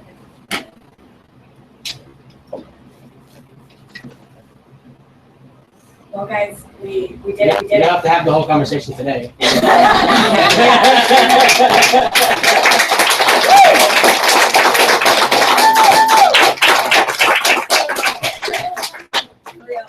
Thank everybody for being here, and everyone that talked and everyone that listened. Thank you so much. Something that we should have talked about in the beginning that we are now talking about at the end is a practice of this class that we've been thinking about is creating PDF textbooks. So we have been sharing documents and articles and poetry and stuff like that between us, and we have all those archived. we're gonna create a large PDF thing, that is gonna kind of archive everything that's been up until this class. And through this class, we're gonna add a few things, I think, based on this discussion. And so I think what's gonna happen, if it sounds good, is that we're gonna create a Google Drive, that will hold this PowerPoint and that PDF. And that will be shareable for everybody. It'll be completely public. I don't know how best that would be to disseminate that. If putting a link on the Facebook page would be great. If most people ping here via the Facebook page, or maybe we could have a homeschool email it out. So what you could do is sign up to the homeschool mailing list, and it would be emailed. You also just have a link on the Tumblr. Yeah, I can also just read out. All of those combined. Yeah, or I could just read out my email address right now, and you could just send me an email that says, "Hey, give me that." Let's talk. Yeah, let's chit chat. So I don't know what sounds best. The homeschool email address is readily accessible. So, and their page is homeschoolpdx.tumblr.com. So maybe that will be the best way. There will be linked on there, but also like contacts. Let's keep friends, basically. Yeah, so that's going to be an ongoing thing, and this discussion is going to be an ongoing thing. This class is going to be an ongoing thing, and we're also going to continue living our lives. Yes. Thanks for being here. Thank you so much. 3 hours is fucking crazy. Thank you, everyone. Also, thanks for having us. Yeah, for 3 hours. seriously. I'll We didn't really thank you so make much. Yeah, we didn't anticipate, but we're cool. Thank you all for coming. There's 3 more sessions of Yeah. Project Space Industrial Complex. It's one a month, Yeah. and each location will be announced roughly a week before the class itself. Yeah. Next week we have artist talk by Damali Ayo. She's a fucking legend. Yeah. Who has done very radical performance and publication work in Portland and in New York. She's genius. She's going to do a talk virtually at People's Food Co-op in Southeast. So tune in, come by. There will be much kombucha. Jasmine also did a really fucking amazing Yes. artist talk at home. Yeah, and it was at Chloe's Space, and it's archived online, and everyone should check it out because I know all of us who were there for we're so Amazing. grateful for your presence in this project and here and for anything. Yeah. So that was really great. Yeah, and they archive fucking everything.